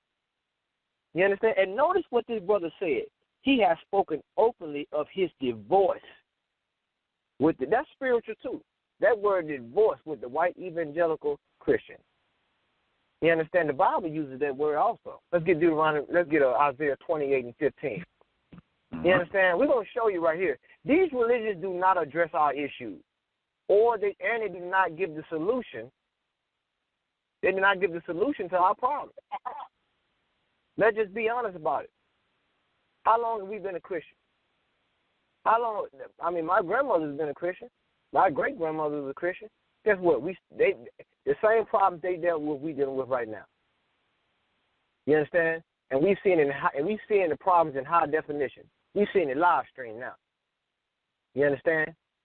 We seeing us get shot in real time on Periscope and on live stream right now. It's always been happening, but now it's front and center, all the way in our face. Saying you cannot deny the truth. Read, brother, please. This is Isaiah 28, verse 15, and it reads, "Because ye have said, we have made a covenant with death, and with hell are we at agreement. When the overflowing scourge shall pass through, it shall not come unto us. For we have made lies our refuge, and under falsehood have we hid ourselves." You see that? We have made a covenant with death. We have made an agreement with death. That's what you when you go into these religions, you go into these white churches and these black churches, because even though you got a lot of these black churches, they're preaching they're preaching Christianity.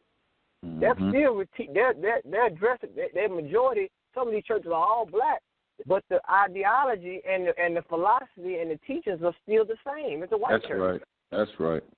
It's just the only difference is one is Republican and one is Democrat. That's all that is. Only difference. And you a political pinball between the two. Read that scripture one more time. Now who else could this be talking about? This is textbook blacks, Hispanics, and Native American Indians. This scripture fits verbatim is what we're reading right now. Don't tell me the Bible is not real. Don't tell me the Bible is not real. It's a living word. It's past, present, and future. It's matching up to what we're reading word for word. He just said we need to have a divorce with the white evangelical church. Read it again, brother, please. Come on. This is the book of Isaiah chapter 28, verse 15. "Because ye have said, we have made a covenant with death, and with hell are we at agreement." You see that? We're in agreement with us dying. We trust in the oppression. Read on. "With the overflowing scourge, when the overflowing scourge shall pass through, it shall not come to us." You see that? We think because we in these churches that when the scourge comes, it's not going to happen. Well, there's somebody named Dylan Roof that showed you that when that scourge came, what happened? It came in the church. Right. For we have made. Go ahead. "For we have made lies our refuge, and under falsehood have we hid ourselves." You see that? That sounds a lot like Adam. When you read about how Adam, when he turned against the Lord, and how he tried to hide himself, he tried to clothe himself in other religions and philosophy. That's what happened. We're hiding. We're trying to hide because we're trying to hide in lies. And if you out here listening, feel free to call in. I'm sure the brother gonna open up the line. Like I said, the Bible says confession is good for the soul. You know these churches are not dealing with your issues. They're not dealing with the issues, man. A lot of these pastors out here, we had a pastor turn over the keys to us, man, because he realized that, look, my way ain't the right way. I realize what y'all saying is right. He turned the keys over to Commander GEN.YAHANNA. Right. We encourage all you pastors to do that, to have a sound doctrine. We're going to teach you sound doctrine. We're going to lead you in the right direction. You understand? We're going to show you how the Bible addresses our issues from Genesis to Revelation. and gives us the solution to solve those problems. You understand? We don't. Let's get more in the article. How much time I got? Officer, y'all. Am I at the end, or I got a little bit more time? Oh no, we're gonna take calls maybe in about 10 minutes, so you can go ahead and break down one more as you go. You good out of one? Okay. All right. The water warrior. Let's read on. Let's get more on what this brother said about the worship integration. Hello, McCullough. Everything we tried is not working, said Michael Emerson, the author of Divided by Faith, a seminal work on race relations within the evangelical church. The election itself was the single most harmful event to the whole movement of reconciliation in at least the past 30 years, he said. It's about to completely break apart. Now, ain't that what we just read? The overflowing scourge? This thing is about to break. You hear what I'm saying? You're listening to prophets of the Lord. We're reading the Bible. We're reading an article. And like I said, we didn't pay these people to write this. Okay? The New York Times doesn't work for the Israelite school I.S.U.P.K.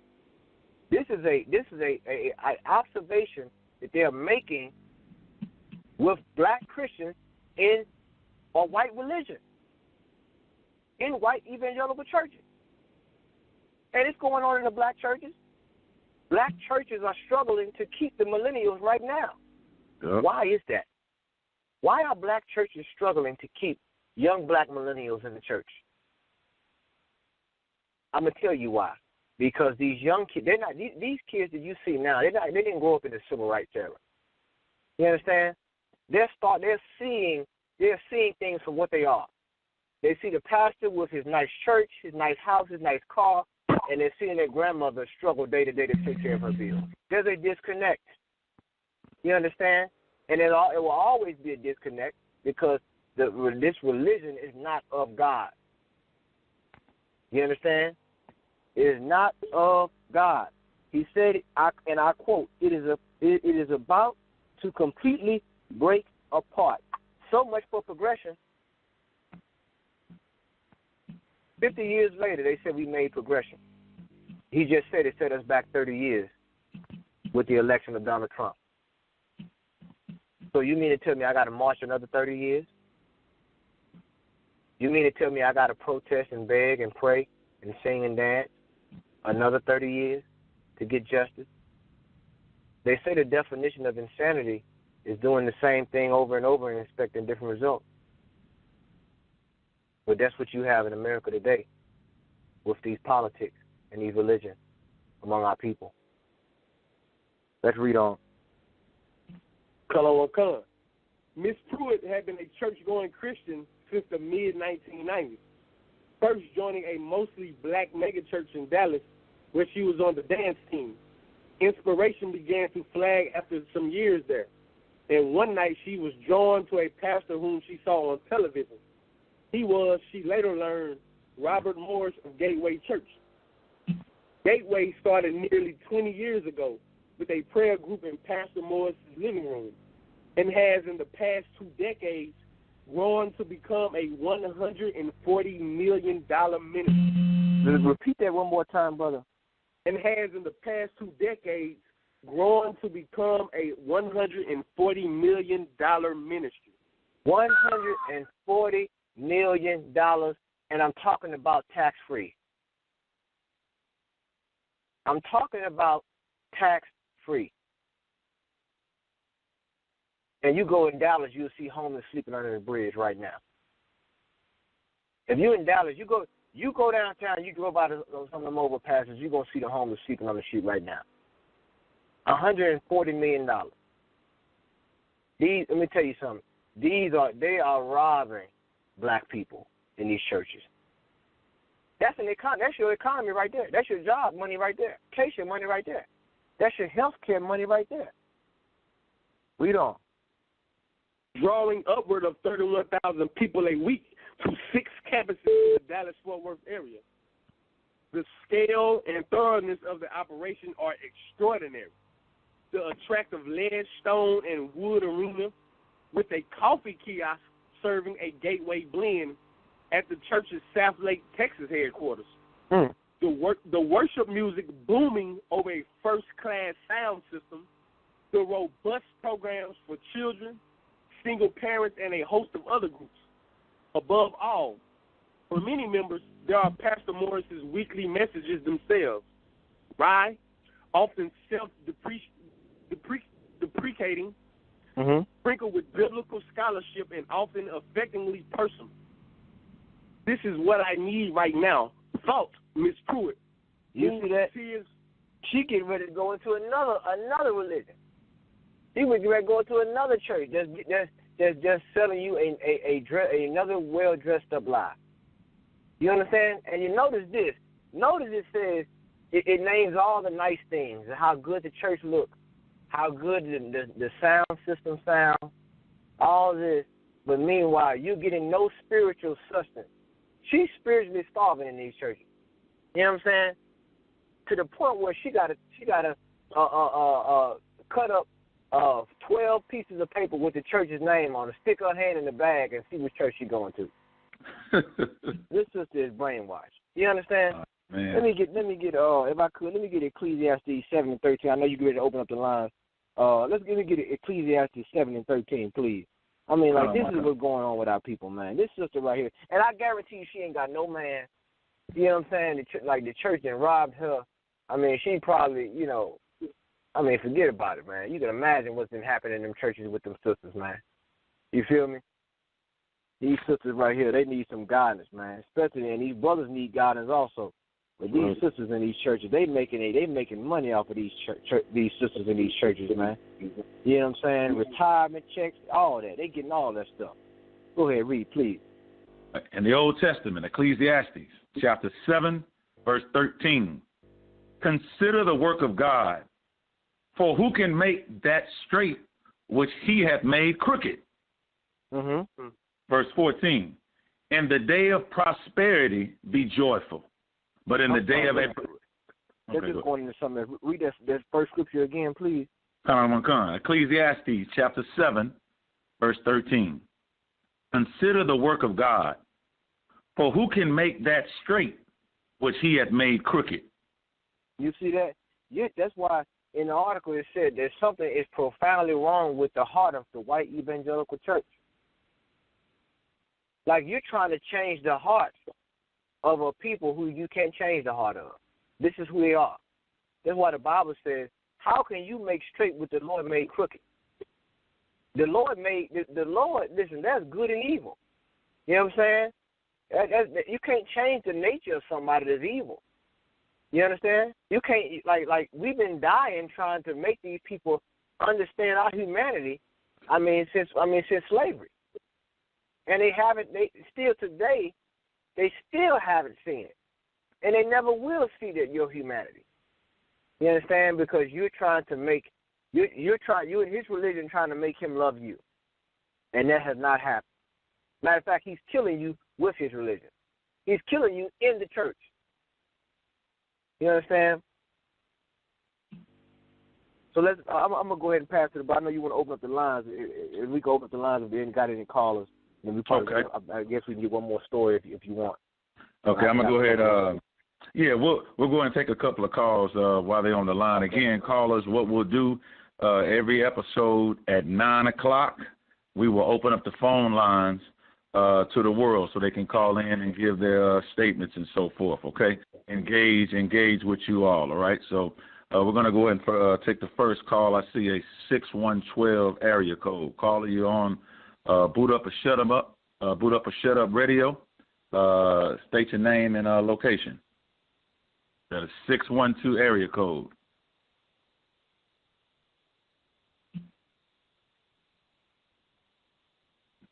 Boot Up or Shut Up Radio. First caller. Go ahead.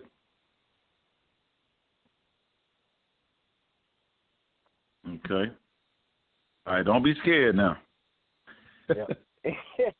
I tell you, listen. And also too, if we got a little more time, I got another story too. There we go. I think we heard somebody in the back. Go ahead. I heard someone in the back. Go ahead. Salakia, I just called in to listen. I didn't have anything to say. Okay, fantastic. Well, thank you for joining and listening to the call. Okay, appreciate that. All right, let's go ahead. Go ahead. Hey, Shalom, y'all about to step right through. Shalom, y'all about to step. Yo, the cat that was so heavy. I mean, all you can look at is like the civil rights, like Martin Luther King and all them. They just wanted to be friends with the white man, and they got dogs stuck on them. They got fire hoses, water just poured on them. I mean, just for wanting to be friends to these evil people, man.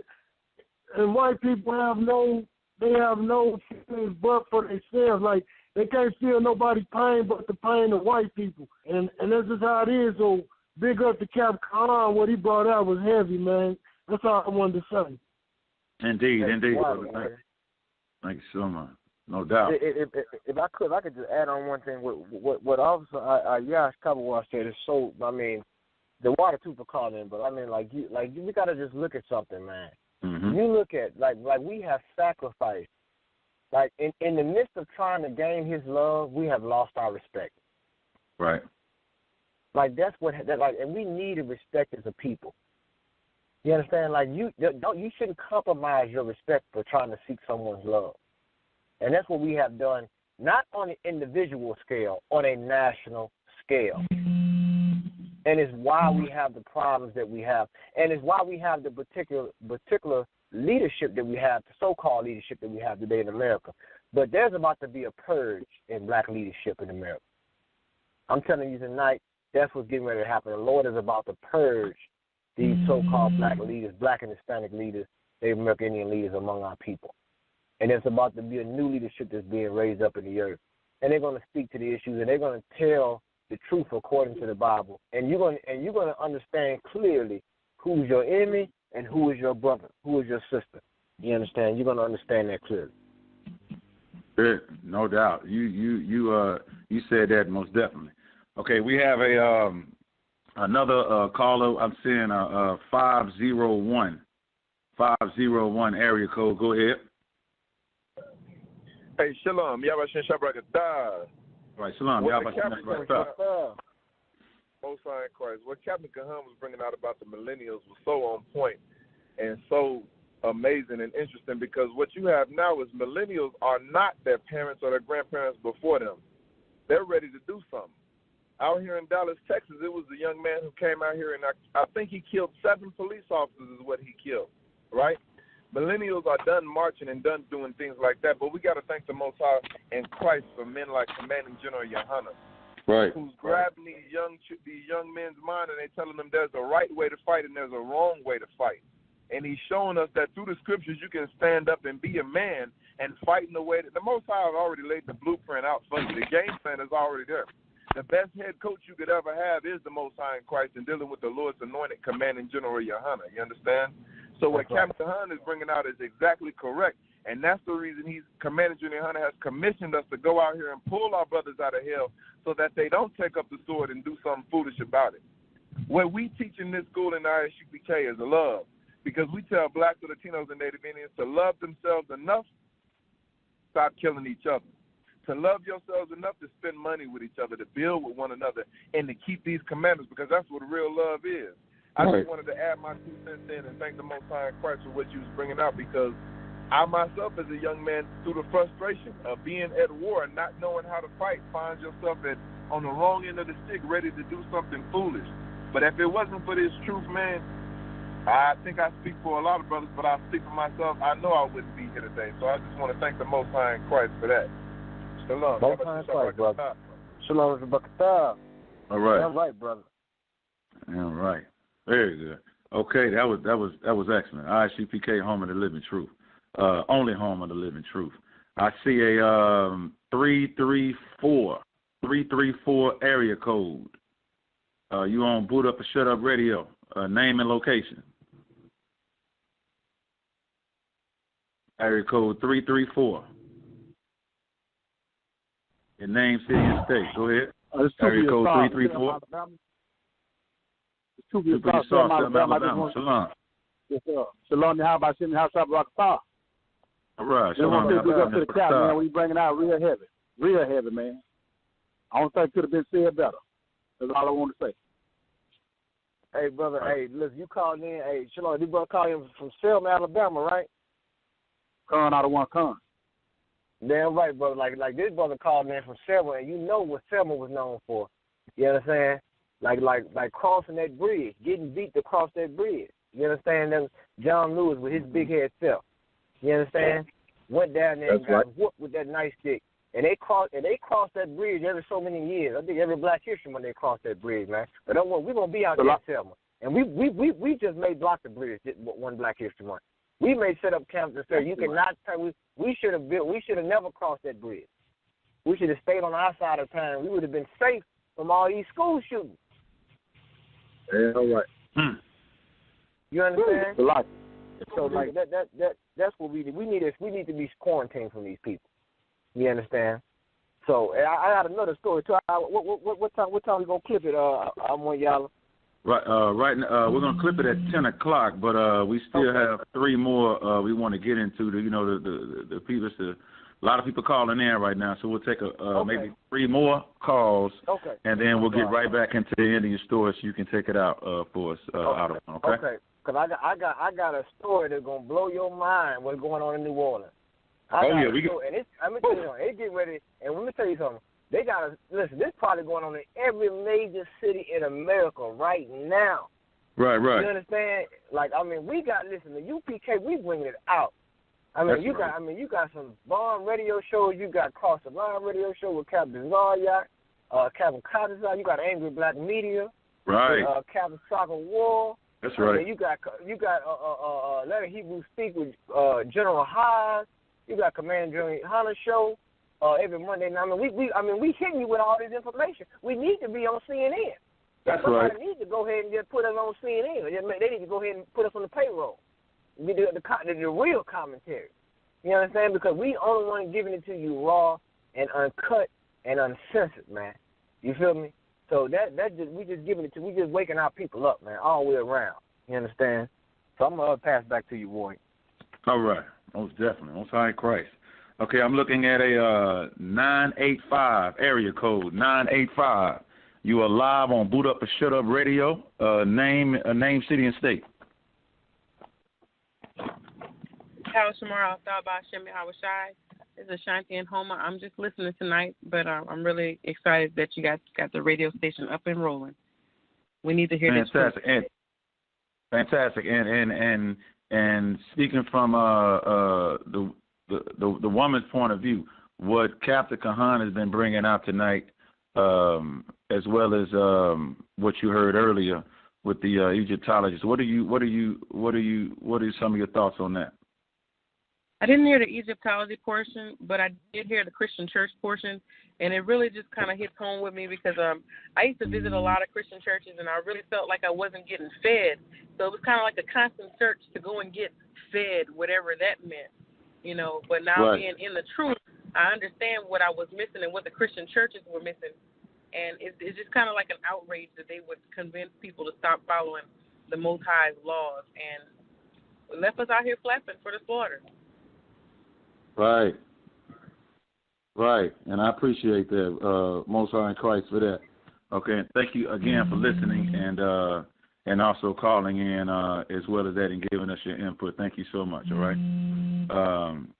Okay, let's get let me see, another area code 336. Area code 336. You are now live on Boot Up or Shut Up Radio. Name, city, and state. Shalom, Yahweh Shem Shabrakatan. All right, Shalom, Yahweh Shem Shabrakatan. What's your name? Where you calling from? Gene Smith, Winston-Salem, North Carolina. All right, what are your thoughts on tonight? I think you hit it on the head. I think a lot of guys, a lot of people in general, it's a lot of drugs, and it's you reading and you on drugs, and you just gonna follow after your own lust in other religions. Right. And Now you saying that was what was stated earlier with these Egyptologists guy? That's what you got from that? Out of one kind. Right. And drugs, what they do, especially weed, it makes you think that you got it all together. and you just be in your own mind. You just come up with excuse to solidify or substantiate the way that you think, when you really just, it's a cry for help. That's basically what it is, you know. But again, you know, if I could too, if I could just piggyback off of that, one of the most powerful drugs is religion too. Like, that's a powerful drug. Like, that right there. Like, think about it. They're telling people not to, like you paying for a feeling. You're going in there to feel a certain way, and then deal with reality. And you got to go for that fix every Sunday. Every Sunday they're going for that fix. You know what I'm saying? About how God loves them, no matter what. Right. About how God loves everybody. Or how we living in this so-called utopia, this perfect utopia in America. America's a war zone. You can no longer call America the United States of America. America is the divided states of America now. We should start calling it that. This is the divided state of America. You understand? Trump damn near ready to annex California because they not working with ICE. You understand? They saying this country is at a constitutional crisis right now. They're at war with their own intelligence community. At war with you can't go to war without intelligence. That's so right. He at war with the FBI and CIA. I mean, look, it's ridiculous, man. Like, this thing here, like, for us to trust in this place, it's madness. You understand? You trust in a country, in a nation that's in over $3 trillion of debt and at war with their own government right now. Like, I mean, forget about it, man. You know. Wow. You got to worry. That's absolutely amazing. And so true. Let's get let's go and take one more call. Let's get 205 area code. 205 area code. You now live on Boot Up or Shut Up Radio. Name, city, and state. Sylvia Snoop, Gulfport, Mississippi. Shalom. Yahweh Shema. Allah Ta'ala Shemi Yahushua. All right, Shalom. Yahweh Shema. Allah Ta'ala Shemi Yahushua. What are your thoughts on tonight, sister? My thoughts, as far as the Egyptology section, the young man, he was like really lost. I never heard so many eyes and arms.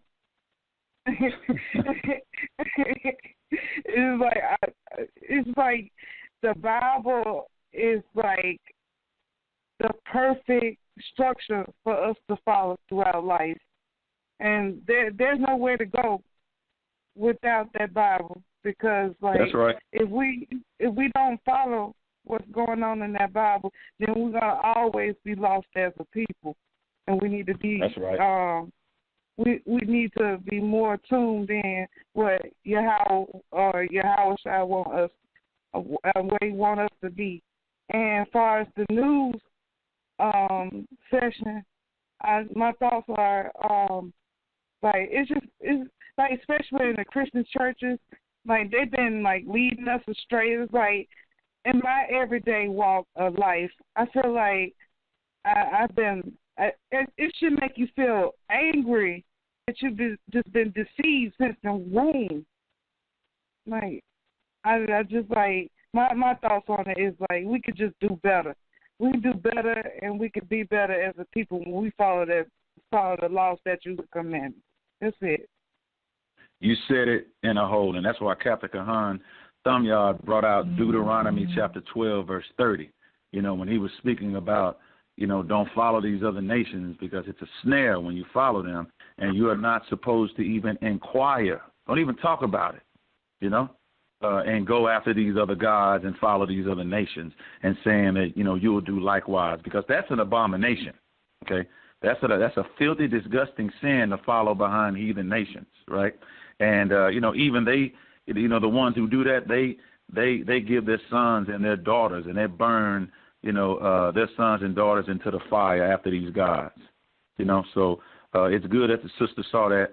Again, that's going to conclude. I know we got I see a lot of other calls on here, but I do, you know, we're going to go ahead and stop it now and get back into Captain Kahan Thumyard breaking down this other story that he has to get in, because it's that important. So again, callers again every 2 weeks. every second and fourth Sunday of the month. We'll do that, take calls, engage with the audience, with the radio listeners, and that will be at 9 o'clock. So hold all of your questions until next time and tune in the following Sunday, 2 Sundays from now, so you can get those questions in, all right? So we got roughly 20 to 25 minutes of Captain Kahan Thumyard breaking down this story. So let's get it in. Okay. Can y'all hear me? Can y'all still hear me? Oh, okay. Okay. All right. So, boy, let's get that. Let's get story 3, right? We're gonna go into this story right here. This story is based on something they call predictive policing, and you wanna and if you out there, you wanna look and start looking into these terms, because this is how they're gonna try to police us now. Like this is the next wave of policing now. Predictive policing. Let's see what it says.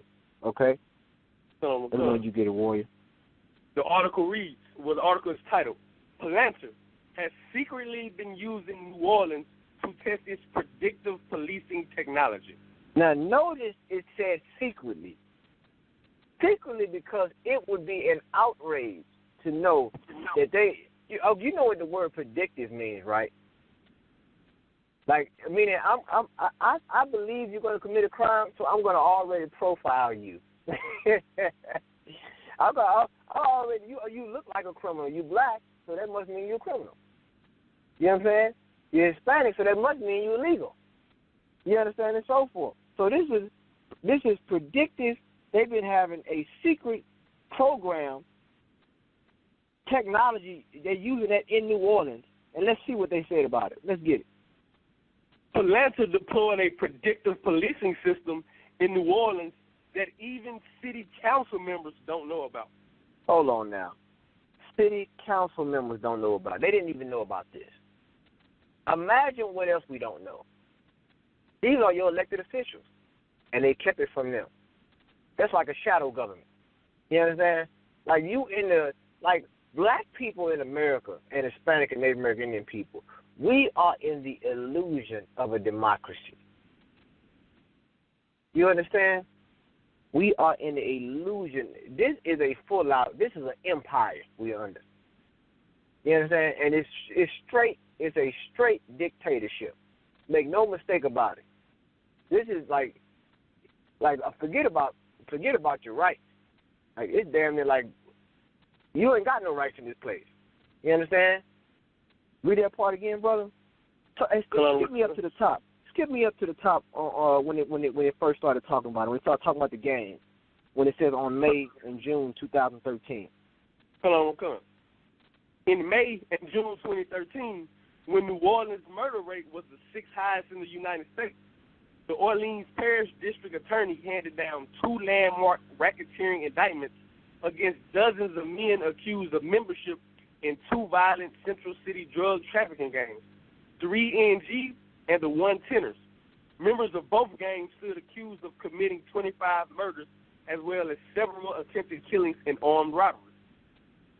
Subsequent investigations by the Bureau of Alcohol, Tobacco, Firearms, and Explosives, the FBI, and local agencies produced further RICO indictments, including that of a 22-year-old man named Evans Easy Lewis, a member of a gang called the 39ers, who was accused of participating in a drug distribution ring and several murders. Mm-hmm. According to Ronald Serpis, the department's chief at the time, one of the tools used by the NOPD to identify members of gangs like the 3NG and the 39ers came from the Silicon Valley company Palantir. Hold on now. They meaning Silicon Valley is monitoring you from Silicon Valley in New Orleans. You understand? Like meaning it's big money in this. It's big money in locking you up. It's big money in you being a criminal. Right. You understand? America capitalizes off of your sin, black man, Hispanic, and Native American Indian man. That's why you must come into the Israelite school of UPK to learn how to resist evil. You understand? Like Silicon Valley is making money off of you, off this technology they're doing for predictive policing. Read on. The company provided software to a secretive NOPD program that traced people's ties to other gang members, outlined criminal histories, analyzed social media, and predicted. So social media. So if your cousin is a drug dealer, it don't matter if you went to Harvard. You more likely gonna be in the lineup. Which shows you why race is important. Once again, going back to race, what affects you affects me. If we are the same race, we're not an individual. Who told you was an individual? You're part of a collective race of people. Right. You understand? Is it starting to make sense now? Is it starting to make sense? Love thy neighbor as thyself, because your neighbor is you. You are your neighbor. We're one body. Read on. Analyzed social media and predicted the likelihood that individuals would commit violence or become a victim. As part of the discovery process in Lewis's trial, the government turned over more than 60,000 pages of documents detailing evidence gathered against him from confidential informants, ballistics, and other sources. But they made no mention of the NOPD's partnership with Palantir, according to a source. They didn't even mention the partnership. You understand? This is what's going on in every major city. This is a crime. This is a crime here, what you're saying. This is state-sponsored terrorism. And it's going to go further down when we talk about how they're using this for Al-Qaeda. You understand? They policing us like we a goddamn foreign enemy. They're using this technology. They're using a trial. You the guinea pig for what they're doing in Iraq and Afghanistan. You understand? That's what they're using. They're testing it out on you in America. Skip me down to where it says, in fact, the key city council members. Skip me down to that, where it says, in fact, the key city council members, a couple paragraphs down. In fact, key city council members and attorneys contacted by The Verge had no idea that the city had any sort of relationship with Palantir. Nor were they aware that Palantir used its program in New Orleans to market its services to another law enforcement agency for a multi-million-dollar contract. You understand that? You want to know why certain black people don't trust the police? This is why. Because our relationship with the police is a transactional relationship. It's not a community. It's not a social relationship. It's about dollars. You understand? It's just another game. This is what's going on. And notice this. With this type of technology, it's almost like you're saying, this throws out you're innocent until proven guilty. You know that, right? Right. You know that. I hope you black people understand that what this article is saying. This throws out that you're innocent until proven guilty. Because if they can predict that you're going to commit a crime, what does that mean? That they can lock you up without pause, based off of his technology. The Bible said this man would have wicked inventions. The scriptures say that this man would do that. And you're seeing right now. You understand? He's going to use an Apple iPhone to say this nigga about to commit a crime. You can believe that. And also understand this. They're basically saying you are criminal by nature. You understand? That's why the Bible said this man would make himself like he's God. How can you predict the criminal? But the criminals that she should be predicted, like Dylan Rue and his sisters that made a statement, they ain't locking her up. She said that some students should get shot. That's right. They ain't locked her up yet. Listen, we can do a lot of predictive policing. I got 400 years of evidence that these people gonna commit it. I got 400 years of evidence that these people gonna commit crime. You understand? So if you want to talk about predictive policing, which nation has the longest rap sheet when it comes to criminality? Come on. You understand? Let's just look at it like that. That's why these people, the Bible said this man would hold himself not guilty. He covers the faces of the judges. He sits in a judgment seat on the earth.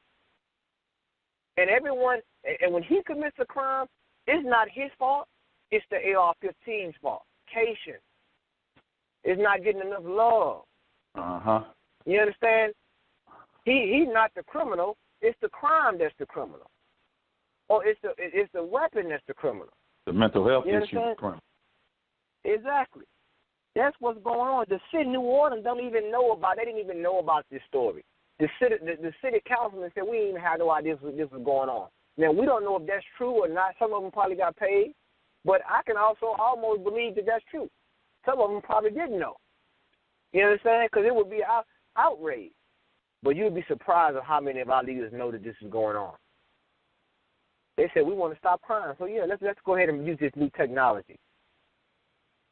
You understand? It's gonna make stop and frisk look like a cakewalk when they get done with this type of stuff. You understand? You can forget about loving this place. Keep reading. Con out on con.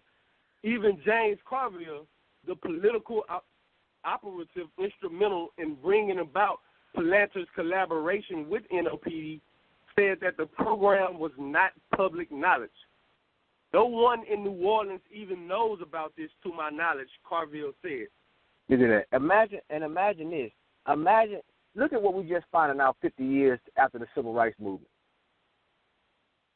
You understand? Imagine what we don't know what's going on now. You don't know what's going on now. Con out of one con. With these people. These people, you think you smoking this weed and all this other stuff, they putting all type of chemical warfare in it. They doing all type of strains and stuff, testing stuff out on our people, man. You understand? We better turn back to the Lord like yesterday. You understand? Go ahead, Warrior. This is Haquaga Bar, Houston, Texas. What's going on, soldier? Okay, go ahead. Most High Christ, Haquaga Bar. It's another thing that they're doing too. They really they setting us up for those crimes. It's easy to predict that a person is going to do a crime when you set him up to do the crime. That's right. Damn right. And that's what they're doing. They setting us up to do the crime. And our people are under the impression that they're breaking the white man's law when they really breaking the Most High's law.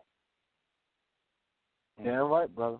They setting us up to not be the Israelite family that the Most High wants us to be, and we fall for it every time. We fall for it, and our sisters need to understand that they are the main tool that they are using for us to sin against the Most High. That's true, brother. That's true, and that's why it's so important that we bring these things out. Because when you see what's going on with this situation, these are, like I said, it said a multi-million-dollar contract. There's big money. There's big money in oppression. That's right. Let me tell you something. The Bible says in Genesis that we built unto Pharaoh treasure cities. You understand? Like it's big money. Like when oppression. You want to know why America's so great? Because they having us under oppression. Oppression is that keeps the wheels grinding in this place. Right. You understand? America's like a machine that grinds us into power, that uses us for to keep this place going. So that's definitely right, brother. I'm gonna get a little bit more into it because it's gonna go more deep into it. Let's get a little bit more. I know we short for time. Keep reading. Well, I want to touch. Thank the wife for that input too, brother. Out there in Houston, Texas. You know what I'm saying? Holding it down. All right. Let's get a little more. Hello, come. More than half a decade after the partnership with New Orleans began, Palanter has patented at least one crime forecasting system and has sold similar software to foreign intelligence services for predicting the likelihood of individuals to commit terrorism.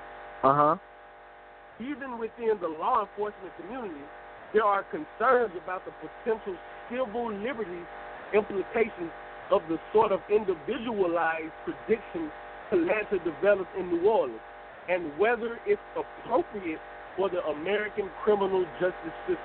You see that this is racial profiling on steroids. You understand? You ever seen Judge Dredd? You ever seen RoboCop? Well, you better, let me tell you something.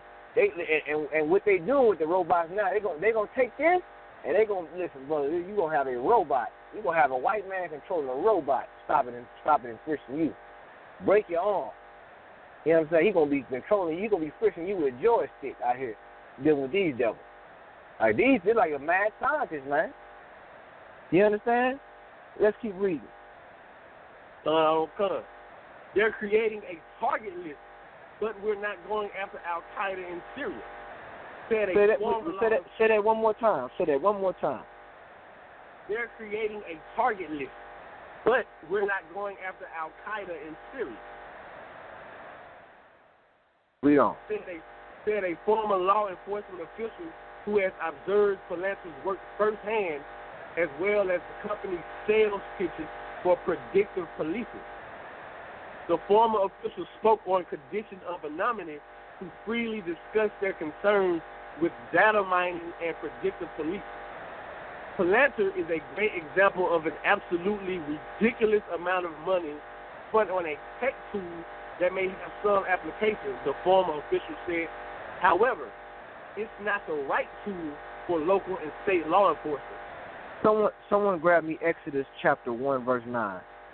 So they using this, and let me show you, this is how you know the Bible. Once again, why the Bible is so real and it talks about these things.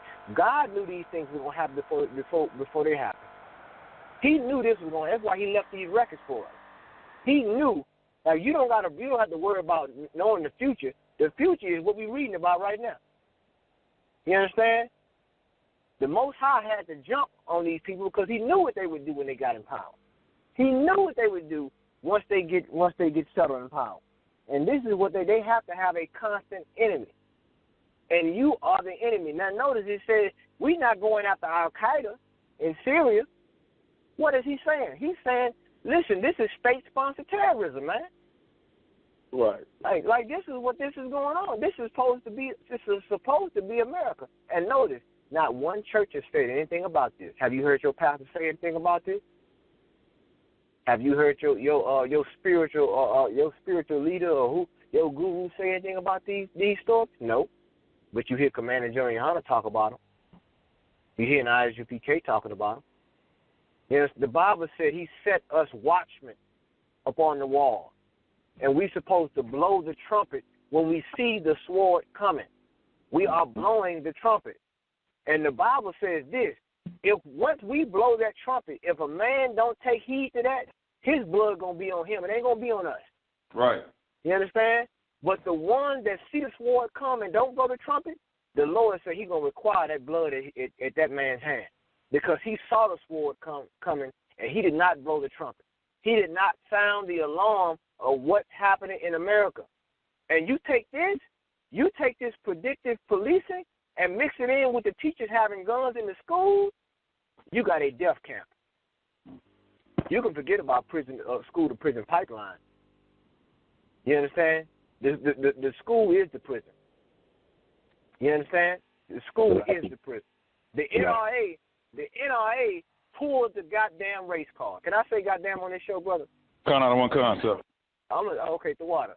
The NRA pulled the goddamn race card at the NRA at the CPAC. You know what I'm saying? When they was losing the debate on the gun issue in America, that she-devil said pulled out the race card. They had to bring the Negroes in to give them the one-up on the Democrats. You understand? The race card is the most powerful card in the deck of life. Right. You understand? We got to keep saying it. That's right. That's right. Go ahead. Go ahead. My thing about the whole thing is that these preachers and these pastors, our people need to understand if they say they know the street game, like all of our people be claiming we know the street game. If you know the street game, how do you not know that your pastor is pimping you? That's right. That's pimping all day long. All day long, that's pimping. If you know you can see the pimp game on the streets and you compare it with what the pastor is doing in the church compared to the game on the streets, it's the same game. So can't no black person come be telling me you know the game, you know the street, you know the pimp game, and you getting pimped. All of us, the children of the Most High, we ain't nothing but a bunch of hoes, males and females, and we getting pimped by this. And my thing, what makes me mad is we can show them we getting pimped. Hey, that's okay. I like being a hoe. I mean, our people just voluntarily being a hoe. Just man, I don't understand it. All right. I tell you what it is, brother. Like the Bible say this. They say to the seer, see not. You know what I'm saying? Like when you we got so comfortable being under oppression, and and a lot of our leaders, they just sit back and they living good and they're not saying nothing about it. You feel me? But guess what? Like I said, their time coming. The Lord is getting ready to remove them. He getting ready to. That's what time we in now. We in the time of we in the time. It's about to be a flip in this place, man. You feel me? Because you can't make this up. I can't make this up. This is like something out of a sci-fi movie. This is like something you see on the Sci-Fi Channel. You know what I'm saying? Like a predictive, meaning I'm going to look at you and I'm going to see, okay, his pants are sagging, he's this, he got a couple tattoos, he's a criminal. Like they have templates already ready. Meaning, if there's $1 million, let me tell you something about the white man with money. If that's an investment, okay? If he got $1 million, multi-million-dollar contract, meaning he got investors. You understand? He probably got investors from all over the world. He probably got these people saying, we're gonna send you prison. We're gonna send some of these prisoners over there to Japan. I'm telling this is big money we talking about here. Meanwhile, you in the ghetto and you in the 9th Ward in New Orleans and they monitoring your ass from Silicon Valley. You understand? Like you Al Qaeda. You know what I'm saying? Like this is what's going on in America. Like this is the Lord is pulling the wool from over your eyes. You understand? Let's get that scripture, brother, please. That's your scripture in Exodus. Oh, I thought you said Malachi. Okay, it was Exodus. What was it? I'm sorry, Exodus chapter 1, verse 9. Okay, Exodus chapter 1, verse 9, and it reads, and he said unto his people, behold, the people of the children of Israel are more and mightier than we. Uh-huh. Verse 10, come on, let us deal wisely with them, lest they multiply. Mm-hmm. You see what Pharaoh was saying? He started to see, look, they starting to multiply, man. Same thing with our thing, brother. We multiplying, we having kids, having babies. They said, man, if we don't make America great, only we gonna make America great again. We got to deal wisely with these people. You feel me? We got to put them against each other, and then we got to create a financial lottery system or a financial system where we can incarcerate them and call it predictive policing, saying we lowering the crime in New Orleans. Meanwhile, they throwing you in Angola. They locking you away. You understand? And then imagine, and understand this, if they locking you away and they ain't got no evidence, then what they doing? They holding you for a certain amount of time. They said we got to get the evidence. So they locking you up, waiting on the evidence, but there ain't no evidence. The only evidence is that you black. That's right. The only evidence is you listen to rap music when you're in your car. Well, read on. Lest they multiply, and it come to pass that when they falleth out any war, they join also unto our enemies and fight against us, and so get them up out of the land. You see that? That's what they trying to do, man. They trying, listen, they get ready to go to war, World War III, and they can't have us siding with no other foreign government. Right. They know in the back of their mind. That's why in the article it said what it said in the article about Al Qaeda. It said that we ain't what the brother said, man. Read that part again, brother, where he talked about Al Qaeda. Go ahead. They're creating a target list, but we're not going after Al Qaeda in Syria. You see that? They looking it up like we the terrorists. Right. You see that? Like you ain't never heard no cop shooting a car full of Arabs. That's right. Unarmed Arabs. When the last time Arabs is at war with America? You don't see that, but you do see a black person get shot with his hands up or complying. You understand? Because you the real threat. Believe it or not. And you don't understand about power, man. That's what thing about the I.S.U.P.K teaches. You don't understand. You don't have any power in this place. You may be in the proximity of power, but you don't have no power in this place. You may have a nice job. You may be working in the White House right now, like that Uncle Tom, Ben Carson, Uncle Ben. But you don't have power. You in the proximity of power. And you don't understand how other nations with power think. You understand? How they look at intelligence. They don't look at that. I'm gonna drop something on you. When the white man looks at a country that's a potential threat, do you know what they look at? They don't look at their intentions. They look at their capabilities. Mm-hmm. I'm gonna say it again. Yep. When the white man or any major country or foreign power or any government looks at a threat, they don't look at the threat. They don't look at that other nation's intentions. They look at their capabilities. Right. Meaning this, America don't care what your intentions are. If you got nuclear missiles, you're a threat. Yep. They're looking at you, what you're capable of. And black man in America, black, Hispanic, and Native American Indian man, and our sisters, you're capable of changing this world upside down. Right. There's no mistake about it. From the ghetto, you're capable of doing that from the ghetto, especially once you connect with your power, your God. Just look at rap music alone. Just look at hip-hop. Look at the type of genres of music and the style that we're able to set the tone in the earth. Imagine what you would do if you were righteous. Other nations would follow you. Right. Other nations, the Bible said it. The Bible said He's going to set the Lord. If we turn to the Lord, He would set us high above all nations on the earth. That's what He said. Everything that we tried has failed. Why do you think that? Because God is a jealous God. You're going to try all these things and they're going to fail because you ain't tried Him. You ain't did what He said to do. You understand? Oh. Predictive policing, 2018. You understand? New Orleans, Baltimore, Chicago. They rolling these out all over America. I guarantee you, if they was to do the investigative work, you would find it in every major black city in America. Man. Read on, brother. Yeah, 1 minute. I'm sorry. I'm going to go ahead and pass it over, man. I just want to announce the Passover. We got the Passover coming up March 30th, man, in Yonkers, New York. Come join Commander GEN.YAHANNA, the Israelite School UPK, for the Passover up there in New York, man. Make sure you pay your tithes. I got to say that. Make sure you pay your tithes to this school. We out on the street. We got GED programs. We got food programs. We going into prisons. Shout out to Captain Zakar up there in New York, upstate. You know what I'm saying? We got brothers on the East Coast, Captain Gadar. We got all the brothers out there in the Midwest, Captain LeBron, Captain Mavaquad, out there in Naptown, Captain Kapash. You know what I'm saying? We got brothers out there in Mississippi. We got Marta Ball. We got Tyler Dockey. We got all these brothers all in these cities, man. You know what I'm saying? I'm on your olive rolling with them out there in Houston, Yantazat. I mean, I can keep going on, man. The list goes on. You know what I'm saying? New York Captain Zaria. We out in these streets, man. We doing it. You feel me? Make sure you pay your tithes, man. You know what I'm saying? We listen.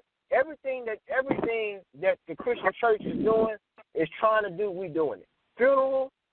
You need a loved one buried. Get in contact with the I.S.U.P.K. You're gonna do it the right way.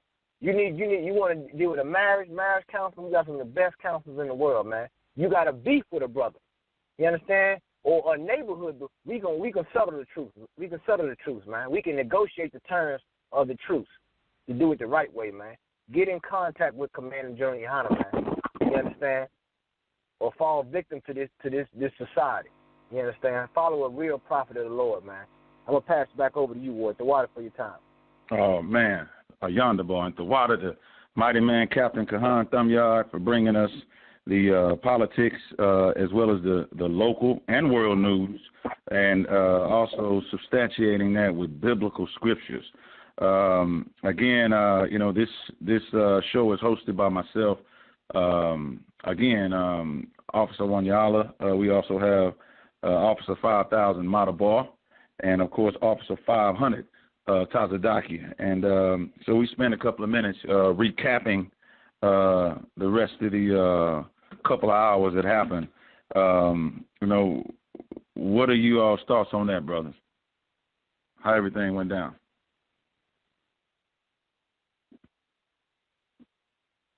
preaching off the Matterbar, rank 5,000. Just want to say this was a beautiful radio show.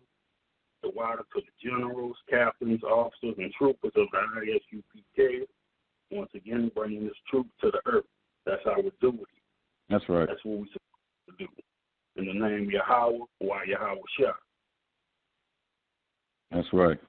And the brother, I'm going to tell you right now, for all those radio listeners, I know Officer Matterbar personally. We speak every day. And, although he may be in the background laid back, I'm going to tell you something. You don't want to be head-to-head, going head-to-head with scriptures with this brother right here.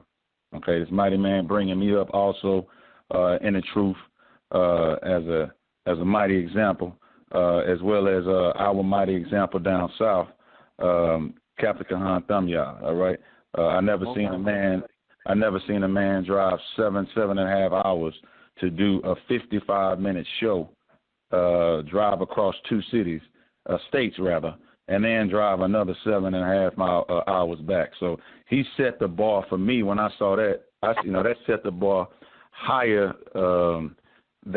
He set the bar so high that an airplane could fly under it. Most High in Christ. So Most High in Christ, brother. The water you. Yeah, no doubt, Adawan. So again, I want to thank 666.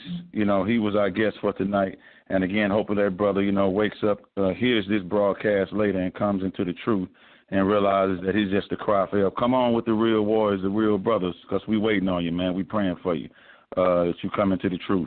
Also, I want to thank a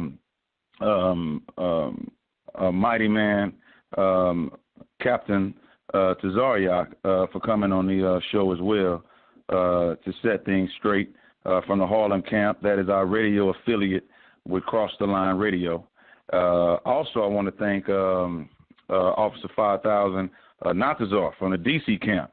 He came on with much fire to set the record straight and bring the home of the living truth to the Egyptologist brother who was drowning in his own bed of lies and confusion. So, again, I want to thank that officer for his special appearance as well. I want to thank Officer Yashimar from the Dallas camp who came on to give his piece as well.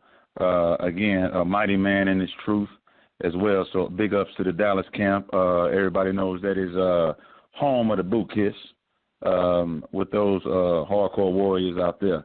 I want to send out a big ups also to Officer Ayash Kabawad out of the Oakland camp. And Oklahoma for giving his thoughts as well on the show tonight. So big ups to you, my brother. Also, Trooper Yasar out of Alabama. Strong brother coming up in this truth. He's a great example for the rest of the students and the other warriors, the troopers that are striving to get their name and to share themselves of the world, okay?